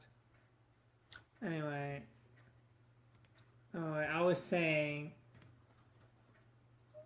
Oh no, it's done rendering now. I'm sending it. I'm sending Roman the mega upload link so he can upload it. But I was saying that looking at it on satellite, it's lopsided a bit to the northwest right now, like the CDO is. Mm-hmm. So I'm thinking it could just be having a bit of shear issues right now because the shear vector is coming out of the east. It's kind of hard to tell a fact before I. Actually, no, that's not before I quickly draft this into mega upload. Because I want to look at there is all placements like it's kind of hard to predict, but there are some. Oh, it's not currently seeking. Okay, there's some guidance tools that you can look at, and one of them is called mperg. No, I don't really think it's very likely right now. Certainly no indication on it. I mean, mperg, which is a microwave-based. Wait, what is it called? What is it short for? I forgot. It's short for microwave-based probability of eyewall replacement cycle, and it reacts somewhat. It's currently having a probability of below 20% on both models. Then again, it didn't really respond that well for the first time when I thought it had an hour replacement cycle. It was only about here like around this probability as well. So I don't know. It's just kind of a I don't know. Maybe an hour replacement cycle, maybe not. I can't say anything confident on this either. Oh, by the way, What do you Felix, think? I've decided that for the sake of the landfall coverage later, things could be tonight or uh early tomorrow morning. Um, I'm gonna cut the stream short a little bit by just going live for like maybe an hour and a half now. Uh, just for now because yeah, I need to save y'all for landfall coverage. Cool. Probably gonna keep doing it until probably gonna Currently, keep going until the advisor comes out. Stay there for maybe an hour or so and then just end it there. yeah. All right, folks. Questions, comments, concerns, send them in the chat. You can see here by its structure, I'm using the red, green, blue satellite because I like that, and also it extends a little bit farther than most. Uh, you can see its shape,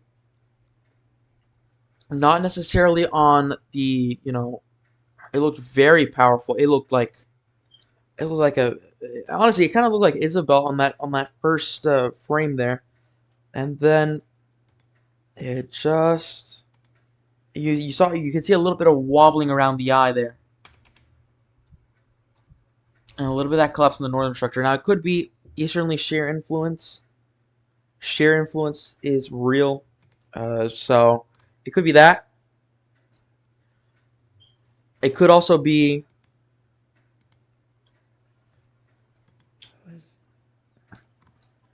I don't think it's an eyewall replacement cycle. I could be completely wrong. It could, but I don't think it is because... I mean, the model, those models didn't predict an eyewall replacement cycle. They have it below 20%, no? Yeah. I mean, it's just one model.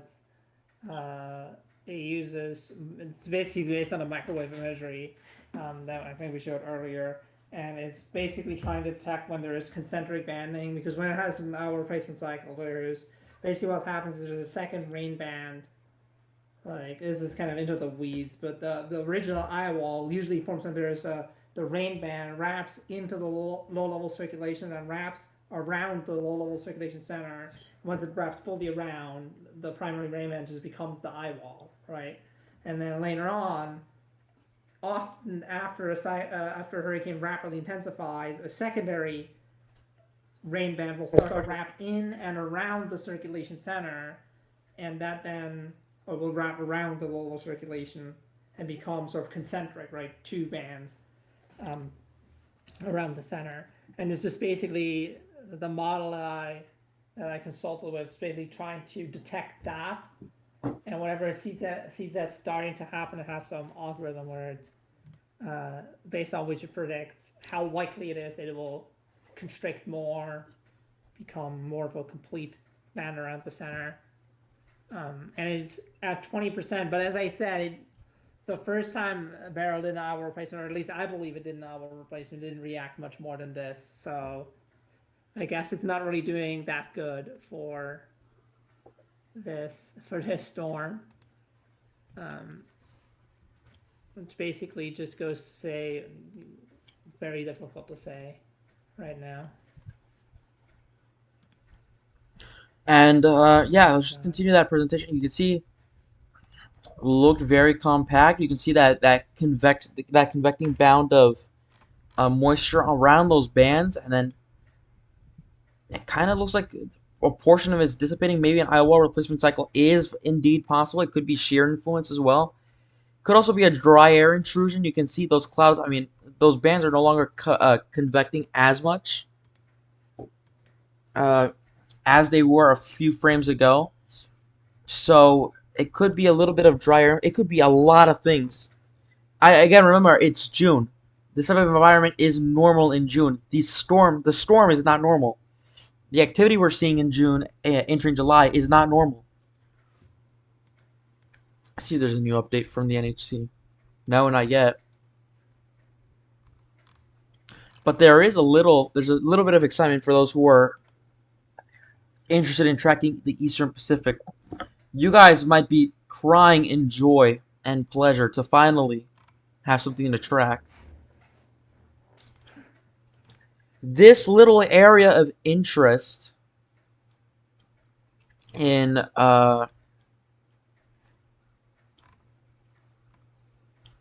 the Eastern Pacific, you know, incredible. Finally, then people can rejoice, because it's taken them way too long for the Eastern Pacific to start. And good news is that it could form, or it could be like we had in June, and had something that never formed. We have a 40% chance of formation in the next 7 days from an AOI. Models have been very consistent on this for a few days, maybe a week, and now the NHC is paying attention to this, and they went with it. Honestly, I don't even know what to think. The Eastern Pacific has been the slowest it's ever been. We just got the update on Beryl that you were looking for just like 5 minutes ago. So news advisory is out, immediate advisory 9A, and nothing has really changed. Still says extremely dangerous category 4 Beryl approaching the Windward Islands. Life-threatening winds and storm surge expected there beginning early Monday morning. It's located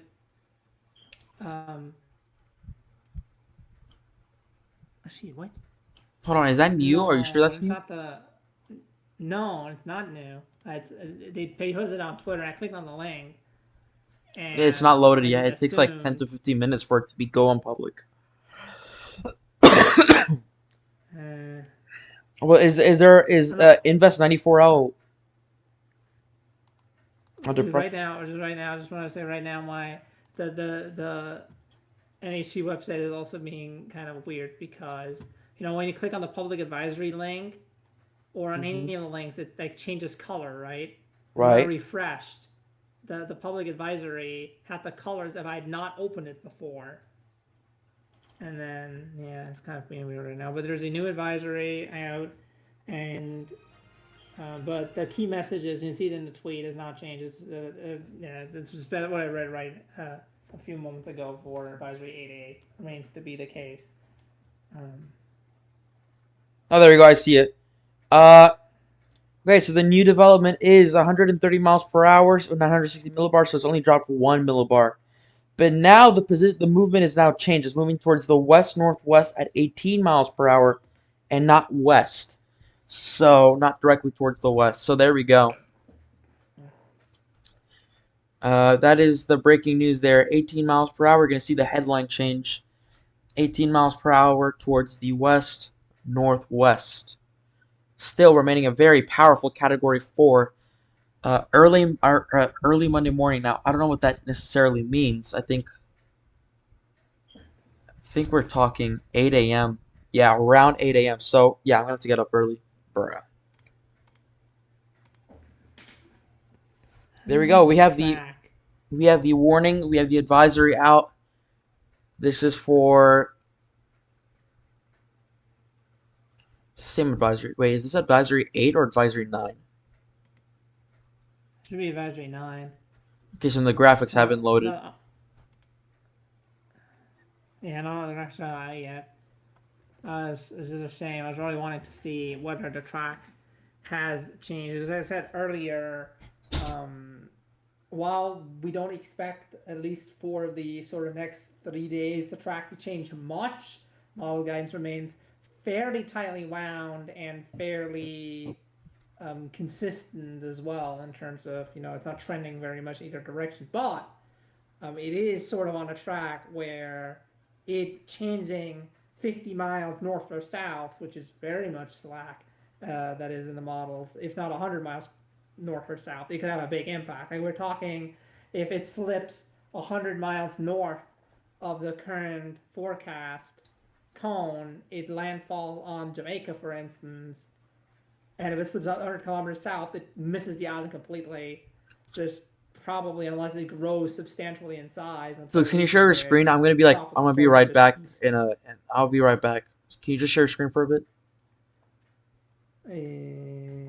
Sure. Wait, first of all, okay, that is. No, that's not what I want to share. Oh, there. I'm trying to. There you go. Okay. There you go. Okay. So now I'm sharing my screen. I can share my screen. So there we go. Actually, great. I can explain what I meant with the track. So as I said, actually, while I'm doing this, you can see my tabs are terrible. The amount that I have, but they're the best tabs. Trust me. What I wanted to do, what I can show is, this is what I meant. This is a great resource, by the way. It's Brian Tang's page from University of Albany, and this is showing something that is very important to the National Hurricane Center. This is showing the TVCN, which is basically their consensus aid. So it's a tool the forecasters at the National Hurricane Center have, which is basically giving them a model consensus of all of the different models, and it's adjusted, like it's a corrected consensus aid. So it's trying to correct for all the different biases the models have, which every weather model has biases. And so it's very important for forecasting, and this is showing the trend, right? Over the last 6 model runs, from the 12Z run on yesterday to today's 18Z run.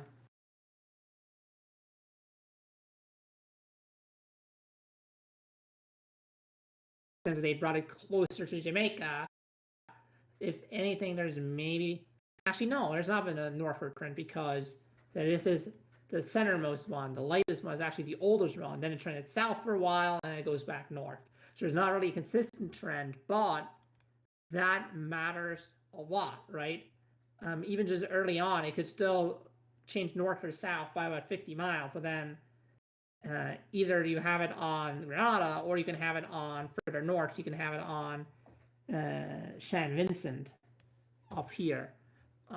So that is, we're talking about these small islands and a relatively compact storm still as well. Well, it makes a lot of a difference. Same with Jamaica. As you see, the model, it's not really trend much, and it's also very tightly wound. But again, a relatively small system, if it slips further south, it may miss Jamaica completely. If it goes north, it could be a devastating landfall on Jamaica. So this is why kind of I wish the new cone was out. It's still not out. So yeah, it's taking a while.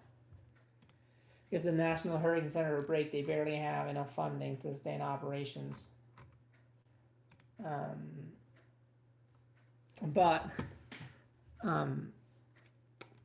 And also cut them some slack because it's 30 minutes, 20 minutes prior to advisory time. So while that is not happening, I can actually look at some of the other cool things. A spoiler bit for the video that one of our contributors should be uploading right now. I don't have account access right now. He didn't send me any message back, but he's online right now, so I assume he's doing it.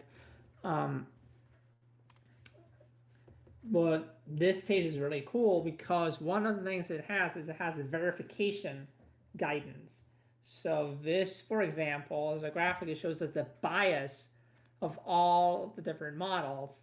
You can see here AVNO, by the way, is actually, if you want to go get into tracking these like we do, very important thing to know. Some of these model acronyms don't really make sense. AVNO, for instance, you often see is the GFS in disguise. So if you ever see it say AVNO or AVNI on any like sort of graphic that shows like tracks or anything or intensities, that's the GFS.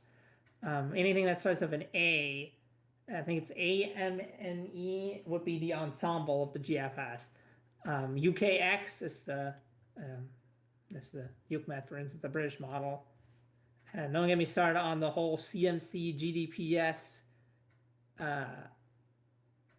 GEM cluster F word with the Canadian model. Those are all the same model. But yeah, this graphic really cool because it shows us that all of the model guidance so far has, for the most part, been to varying degrees biased towards the northeast. So they have projected a track to be, the position to be further northeast than it should be. And that is good to know, if just for the nerds like me. And we can also see that all the models, I see right here, DSHP, statistical models, the ships model, for instance, they have all been at varying lead times. So just for all of the 24-hour lead times on the models, all the 48-hour, all the 70-hour, 96. We don't have 96 in 120 hours yet, and you can see that the bias on all the models and on the black bar here is the National Hurricane Centers, where it says OFCL, short for official. They have all been biased low. For some of the models, the mean bias has been negative 50 knots. So on average, at 48-hour lead time, most of our hurricane models here were having the intensity up to 50 knots weaker than forecast so far. That is very bad model performance. So just contextualizes somewhat some of the models that David showed earlier on the stream, where and it's also an explanation of why all the models he showed one after the other initialized low on this. Some of them didn't even have a category 3 going to the Lesser Antilles. That's because of this. The model's really doing very poorly with this. They probably don't know what to do with it either. That there is this thing happening in June. They can't comprehend that this is the reality of this season. And it also shows us the mean absolute error of these models. It is basically which one was the most accurate in absolute terms, and at different forecast lead times. And surprisingly, so far, at least at shorter lead times, the HMON has done really well, better than the newer generation of hurricane models that have A and B.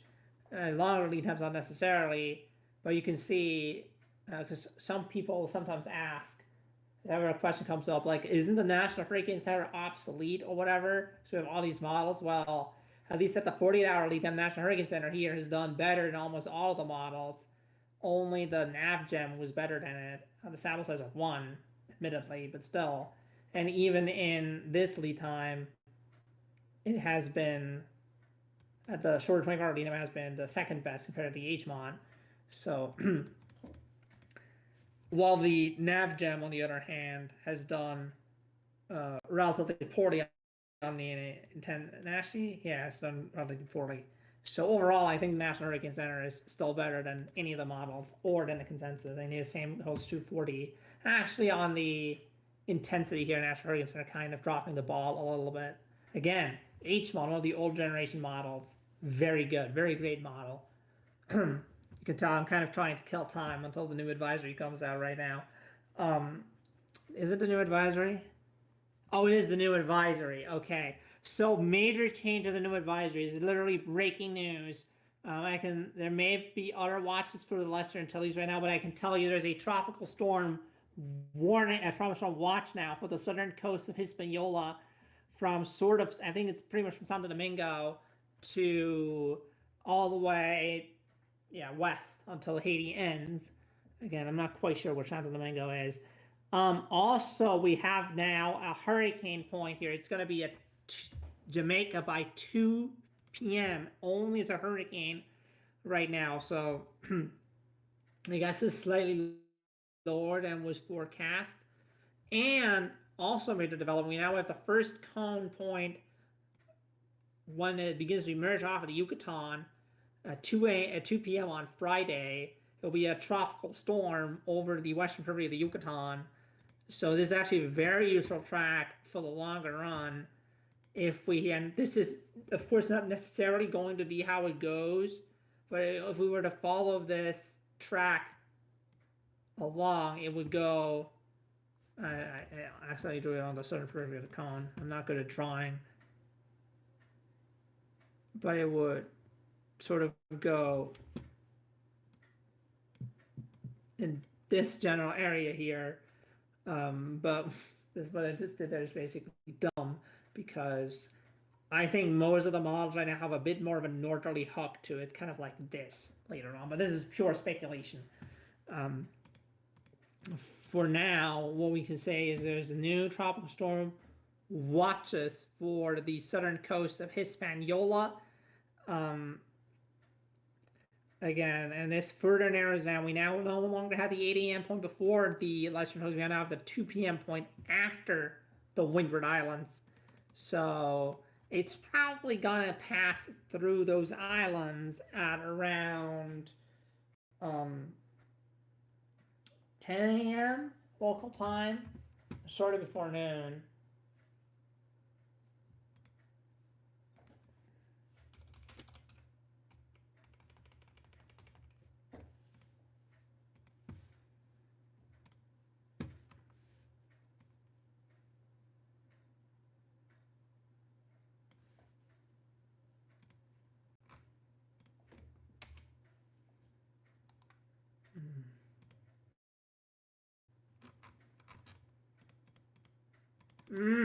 Okay, I'm currently trying to correspond to our contributor. I'm so sorry.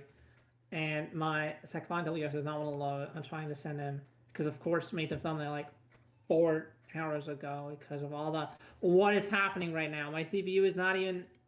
Oh my god. I don't know what's happening right now. Why is this website currently killing itself? Come on. Check my CPU usage is not the issue. I don't know what's going on. It's just this one website too.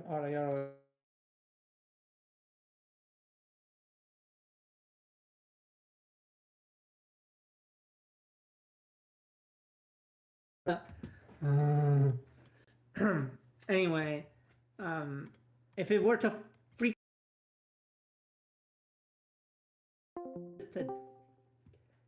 Jesus. No. I'm sorry. I'm opening this and what is happening to my computer? What is happening to my computer right now? It's lagging out and there's no usage on it. I don't know what's happening. Anyway, I just tried to kill time until the new advisory came out. Yeah, we're gonna be live for a good which it has now. 30 minutes. David, while you were gone.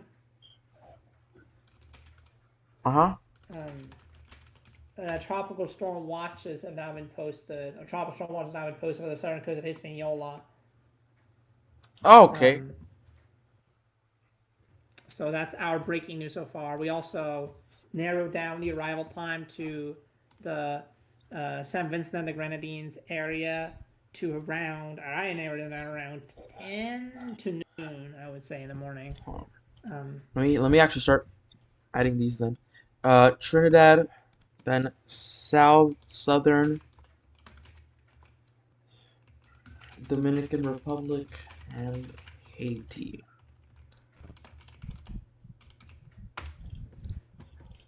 There we go. Alright, so while Felix tries to take care of all of that, of his laptop, I'll take over then. Be on here for a good 38 more minutes, and then we will save our souls and the rest of these folks for tomorrow morning, because landfall is expected there. No, I think my computer is back. I just had a bit of a skill issue for a moment. I don't know why. We're so back. Anyway, I was going to say that one of our one of our contributors is telling us that according to the best track forecast, which is jargon for the National Hurricane Center,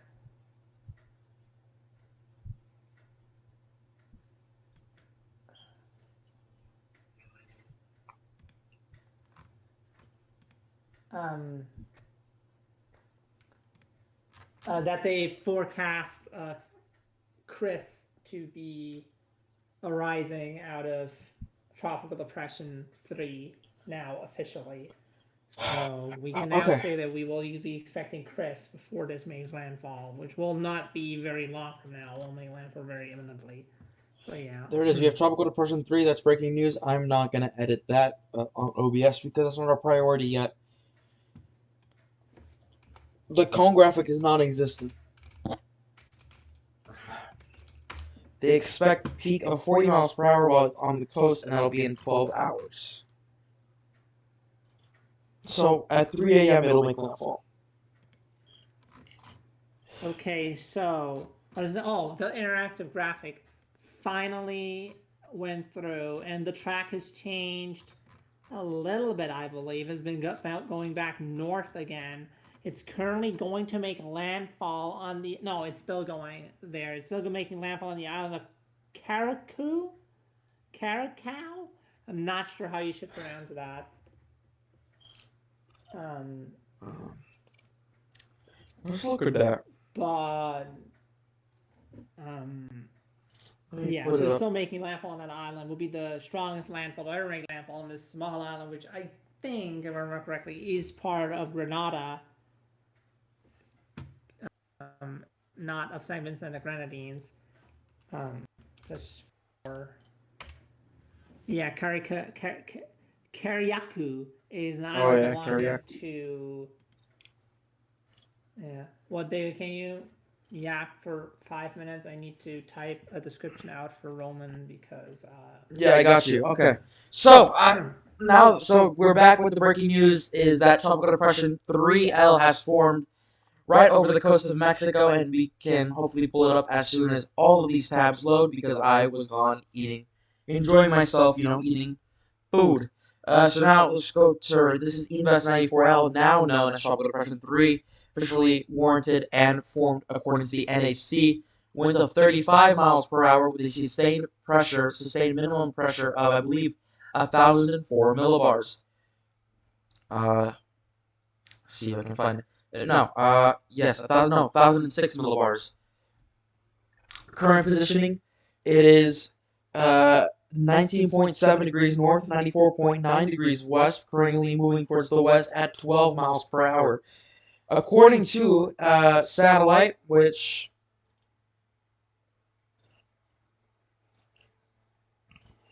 hopefully you can see it here. I'll probably have to edit out some of this, but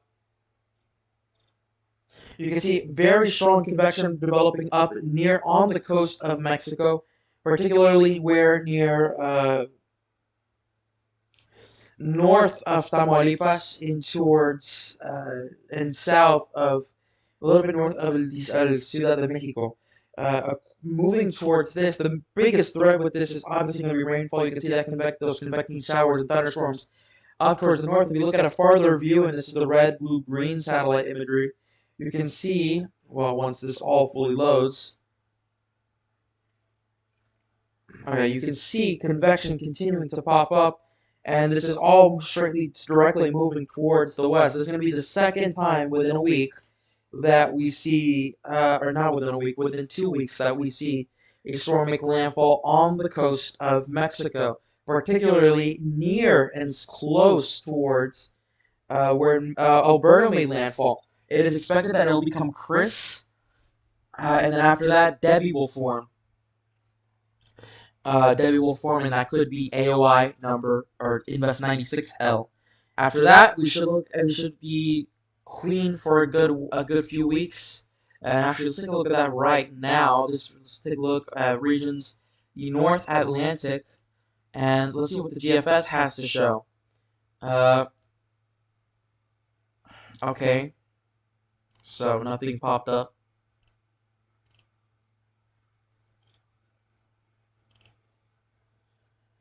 Because the GFS is loading.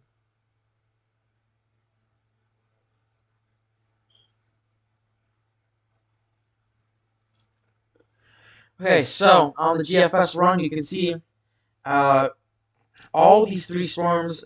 You can see in tropical depression 3L form there, and it just goes off quickly. After that, you can see there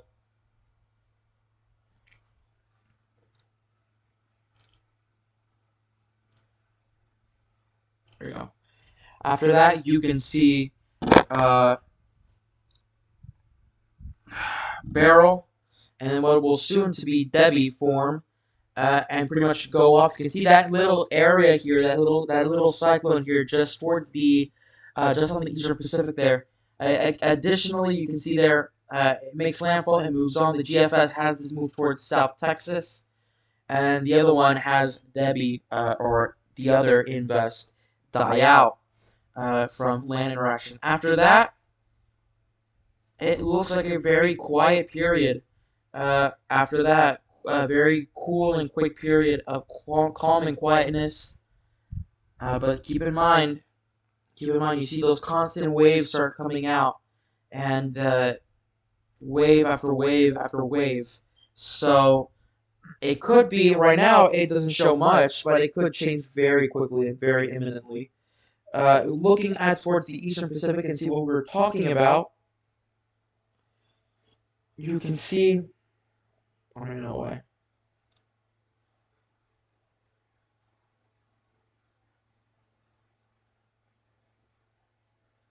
Some of these hour not loading. You can see here, these pretty much become the remnants from O3L, and they pretty much move on. It could become a very weak hurricane. Strong tropical storm is very possible, and then it just goes off. After that, okay, you can see nothing much, nothing forming off here. And then we go into the Scilly Range, and nothing forms there either. Lastly, we go to the Western Pacific because that has been the quietest so far. You can see long range. Ooh, you can see something forming off there. Let's see if I can see if it loads up. Nothing much short term for the Western Pacific. Wow, nothing is loading. That's great. See, nothing much loading there. Not much. Occasional monsoon rainfall. Extratropical cyclones. It's not until we get to the last frames where we see something trying to form off, and this is by July 16th. So, yeah, that's pretty much it for the GFS. Now, let's look at some, yeah, I don't know. I don't know what to do now. Let's look at some, let's just analyze right now some analogs for the season. By far, 2013 for the world is the, top analog. But in terms of, again, on a yearly basis for forecasts, 2010, 2011, 1999, 1970 and 2007 are the biggest analogs for this year. Looking at Beryl again, because we haven't looked at that. We haven't looked at her in a while.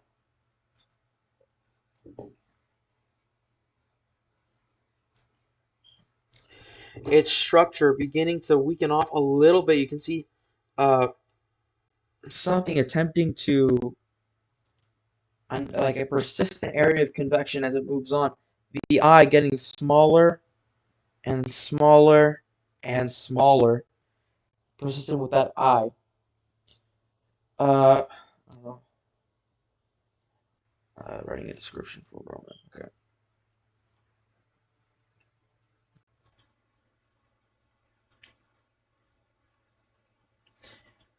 Continuing on with models. By the way, we're about to upload the video.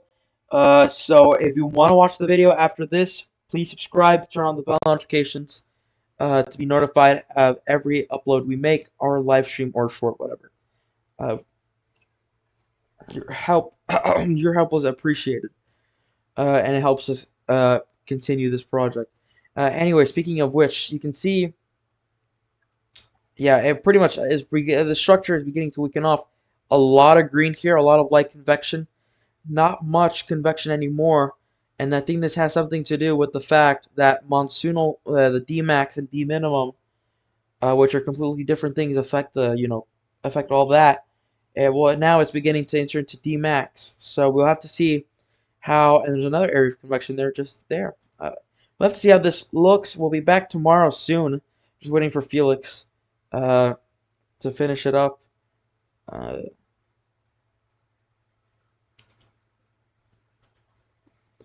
There, and on this satellite composite, you can see there. Maybe because it hasn't updated, but yeah, it hasn't updated. Okay, that's why.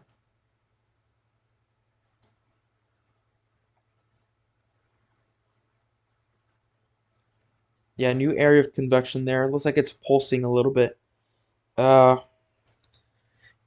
so Shivani asks, I hope I'm not too late for this. Shivani asks, how bad is this hurricane going to affect Trinidad?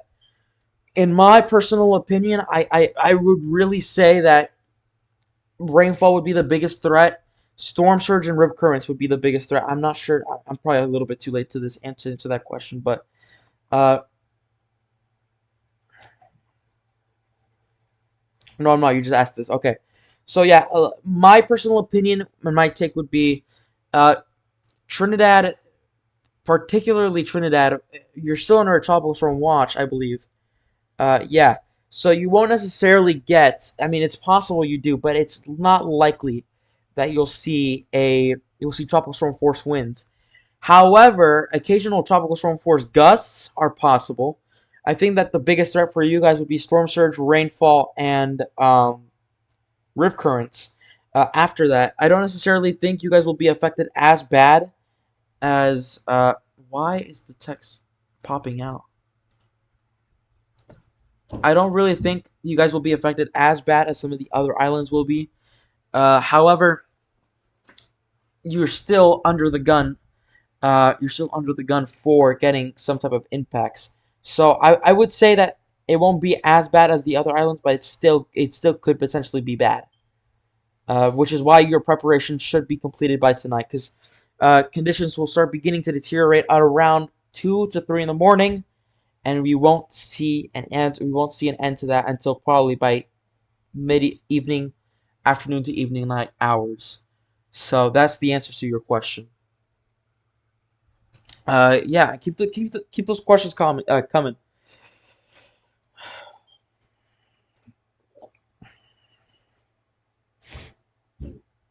As we begin, we'll be going live. We'll be staying live for an additional 20 minutes.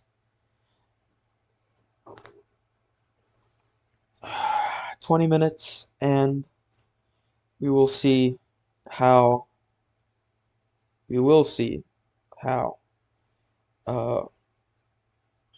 this continues to develop. Okay. Keep the questions coming.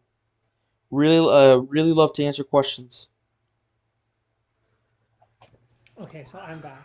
I just wrote one of our contributors the best ever uh, video discussion Inscription. video description Did you add that he tags? Did you asked tell him for. to add tags? I didn't send him tags. I told him some of the things too. Like I didn't send him all the tags he should use, but I think Roman knows kind of sort of what tags to use. Hopefully, I told him though to make sure to mention some of the important places that are mentioned in the description, also in the tag, so that people when they search for Hurricane Jamaica, for instance, that they find the video. So yeah. And I think Roman has a common sense to put Beryl and major hurricane and hurricane into the tags, and then that should be Yeah, he almost forgot. at least not bad. Yeah, I cooked. I had to remind him. Okay, so yeah, presentation looking. Yeah, I don't know, Felix. I think. Yeah, this is not looking as Yeah, compact as it used to. yeah. I Chocolate tips is kind of yeah, but honestly, it just had a new convective burst on the southeast side. So honestly, it's still looking really good. I think the intensity is just starting to taper off a little bit now. Um, Voice crack. I mean, it's already had an amazing. It's already amazing that the basin can sustain such a powerful storm this early in the season, and yeah, it's kind of hard. Just the eye is constricting right now, but staying relatively well defined. So I'm not quite sure what to make of that. Shivani also asks, do you think the hurricane will shift more south? Honestly, I don't. I really can't. I don't Yeah, because the forecast doesn't have it calling that either. The forecast doesn't have it, and nor does the and nor does a lot of these models. I don't think it's going to shift south. I think particularly what we're going to see, and as I answered the question about the will it affect Trinidad, um, I don't. The farther away, the farther north it moves away, then the better, the less risks there are directly. But you'll still have storm surge yeah. risk. You'll still have rip current risk. Oh I yeah, mean, rip currents. rip currents will be a That's great you catastrophic mentioned rip risk. currents. So I don't think That sounds. necessarily That it's sounds. important. Yeah. Rip currents being a catastrophic risk sounds so fake, but it is unfortunately so true. Like whenever, like I think some viewers or many viewers actually would be surprised to know how many people die of rip currents. Sometimes for cyclones, for hurricanes that are literally hundreds of miles away. Yep. Like there can be a hurricane hitting Bermuda and people are dying because they're caught in rip currents in Florida. I think Like Hurricane rip Arthur, currents are no joke. not Hurricane Arthur, Hurricane, what was that 2020 storm? Big Storm Franklin, I think. Uh, like Teddy Bear Yeah, Franklin. probably. Hurricane Franklin killed like 6 people because of rip currents. Yeah. Given 2020 was extremely active, but wait, Franklin. Hold on.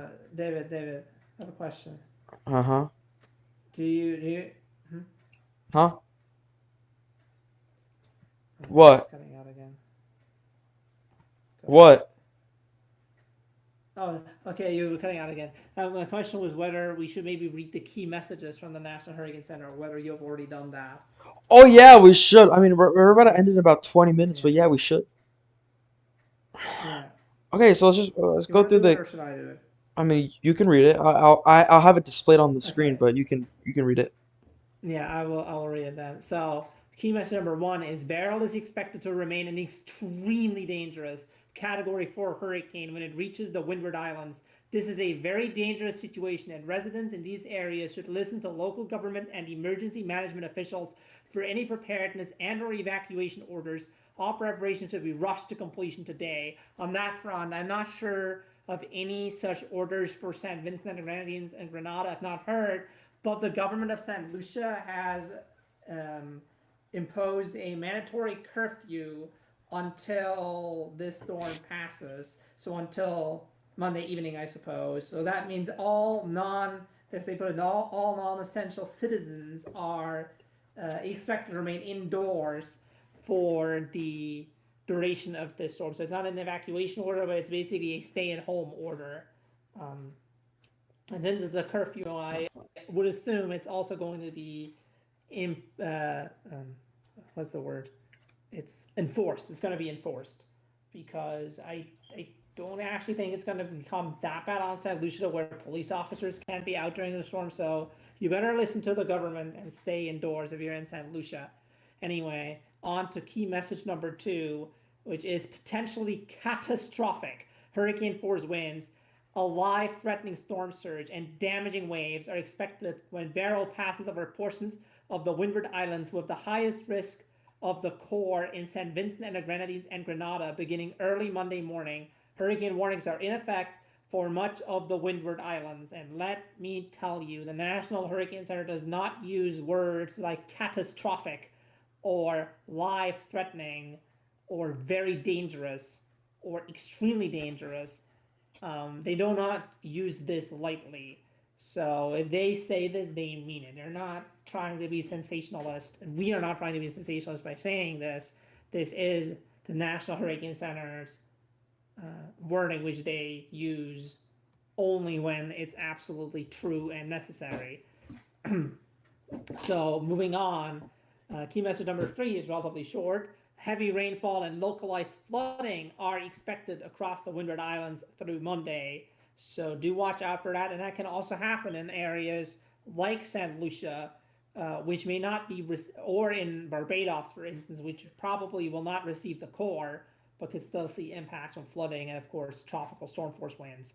And then, of course, fourth message is Beryl is expected to remain a powerful hurricane as it moves across the Caribbean Sea later this week. A tropical storm watch has been issued for portions of the southern coast of the Dominican Republic and Haiti. Already mentioned that earlier. Interest elsewhere in Hispaniola, Jamaica, the Cayman Islands, and the remainder of the northwestern Caribbean should monitor its progress. So be on your toes. And if you are in those places, and if you're in Jamaica, if you're on Hispaniola, even if you're in the Yucatan Peninsula or on the Cayman Islands, you should be taking a look at the Hurricane Action Plan, and I'm sure you all have if you live in those areas, because you should. And if you don't have a Hurricane Action Plan, well, now will be a good time to make one. Trust me, you will be able to use it if only in 30 years from now, you can still use it then. Because of the main methods, the main things you need to do in a hurricane to stay safe and to have your property be relatively safe, they will not change. Will not change. It will 30 years still be the same. Action plan will still work. So great thing to have. And that was it. From the NHC and from. Yeah, and let me emphasize the rainfall potential on this. So 8 to 12 inches are expected in the Grenadines, but widespread amounts of up to 6 to 8 are likely in the Grenadines, St. Vincent, partially in St. Lucia and Barbados. Some could see that. Now, to answer your question, and to actually, go into further, Shivani, you can see here on the map Trinidad and Tobago. Trinidad, honestly, again, 1 to 2 to 2 to 4 inches, not bad. Tobago would probably be the area to be the most concerned about because it's the closest to the 4 to 6 range. But one of the risks that people don't talk about much is the possibility of mudslides with this type of rain. Mudslides could be a very, very, very dangerous consequence from rainfall, especially in mountainous areas and in mountainous islands like this one, like these islands. So please, if you're in a mountainous area, uh, if you are told to evacuate, if your area is prone to getting mudslides, get out of there. Go find a public shelter. I'm sure that they're opening public shelters in those islands. As I said before, monetary damage you can get it back. You cannot get human life back. That's So so true. That is so true. So, and there's And some. I just saw this. There's some amounts near the Grenadines that could be well over 10 inches. So that's well over 250 centimeters of rain, or millimeters of rain. 250 millimeters, not Yeah, yeah, centimeters. yeah. 250 centimeters, that would be absolutely apocalyptic. 250 centimeters is like, let me try to do the math in my head. That's 2.5 meters. That is times 3 is like 7.5 feet Okay, of so rain. Hurricane Harvey levels. That would be apocalyptic, yeah. And just to expand on what you said about, your life cannot be replaced, neither to you yourself nor to your family. Um, like for every hurricane that happens ever, there's gonna be those people who say, for every bad hurricane that happens ever, there's gonna be those people. Always are these people who say, "Oh, I have written out so many hurricanes at home." Over the years, like this is not gonna be that much worse. No, absolutely not. This is, as I emphasized in the stream before, as I emphasized in the video, which should be going up any moment if it isn't already. This is an historic storm for the for this area. Like many people, or like in many places here, or in some of the places in the warning area, especially in the Grenadines, uh, most most people, the last storm that even compares to this will not be in living memory. Like this is not or in their memory. Like it will be 40, 50, 60 years ago for even find something comparable to this. So this is not going to be like the other ones. It's not your run-of-the-mill Category 1, Category 2 that passes through these islands every now and then, every couple of years. Even No, this then, one is though, even different. then, This one will those, hit different. even then, though, they Yeah. still kill people. Like Yeah. 2022 or 2021. Uh, there was this tropical storm that pretty much formed out of nowhere in Africa, and not in the islands of Africa, the Azores, I believe, not the Azores. Whatever, they're the islands that are off the coast of Africa, Cape Verde, Cape Verde. I think Mm-hmm. this is what they're called. It killed 60 people. Yeah. 60 people died because of flooding, because it stalled, it stalled a lot. So we can't stress this enough here at Disaster Central. Even if you're used to the middle of the run Category 1, Category 2, it still killed people. It still kills people. Tropical storms can still kill people. I Yeah. think was Imelda retired in 2019? I'm not sure. No, I know answers to because these I know questions Allison on was that. retired. Tropical Storm Allison is a Yeah. very good example. 40 inches of Tropical Storm Allison will go down in a lot of Houstonians as arguably one of the worst, if not the worst, at Houston, other than Harvey, because it brought down 40 inches of rain with its erratic track, and it killed well over 27 people. 27 people died because of rainfall. So 9 out of 10 deaths are water related. So Yeah. even if it's not forecasted to have And that much rain, if mhm. you ever fall under a flood warning, like a warning, I don't know what their government's issue, but if you fall under a meteorological warning about flash flooding in water, please treat it seriously. These type of storms will kill people from water. It's not wind. Wind doesn't Yeah. kill a lot of people. It's gonna be the rainfall, the storm surge, the rip current. Yeah. Especially because I mean, do not get us wrong. If you're outside when this hits, you're absolutely going to be at a great risk of death. The reason why the winds don't kill that many people, one of the reasons is that people actually do have the common sense to not step out of their front door when they see debris flying through the air everywhere. But the water will make its way into your house if it wants to. So you can't hide from the water. You can't hide from the winds to a degree. Um, so yeah, make no mistake. The wind. Um, if you're if you're planning to be outside, even in Barbados tomorrow, if you don't have to, Barbados, checking on the models, probably going to receive tropical storm force winds at most. Tropical storm force winds is still dangerous, and it's going to rain a lot. So unless you really have to, even if you're like in Barbados, you shouldn't be out and about tomorrow. And definitely not if you're like in St. Lucia and have a curfew. Then, of course, as a law-abiding citizen, All right. for that reason, you should stay. It's indoors. around that time, folks. We're about to end it. Felix, final thoughts. Yeah, I think we ended on some great final thoughts. I think the safety tips that we just issued are the best final thoughts. And then I think if there's one final thought to sum it up is better be safe than sorry. Better play it safe. Don't gamble with your life. Don't do anything dangerous or frivolous. Just play it safe. Listen to your government. They're not out to harm you in some grand conspiracy. They usually want taxpayers to stay alive because they fund the government. So, gonna get it politically here anyway. Listen to your government. Listen to local sources. They also generally, like local news sources, also generally one of your best.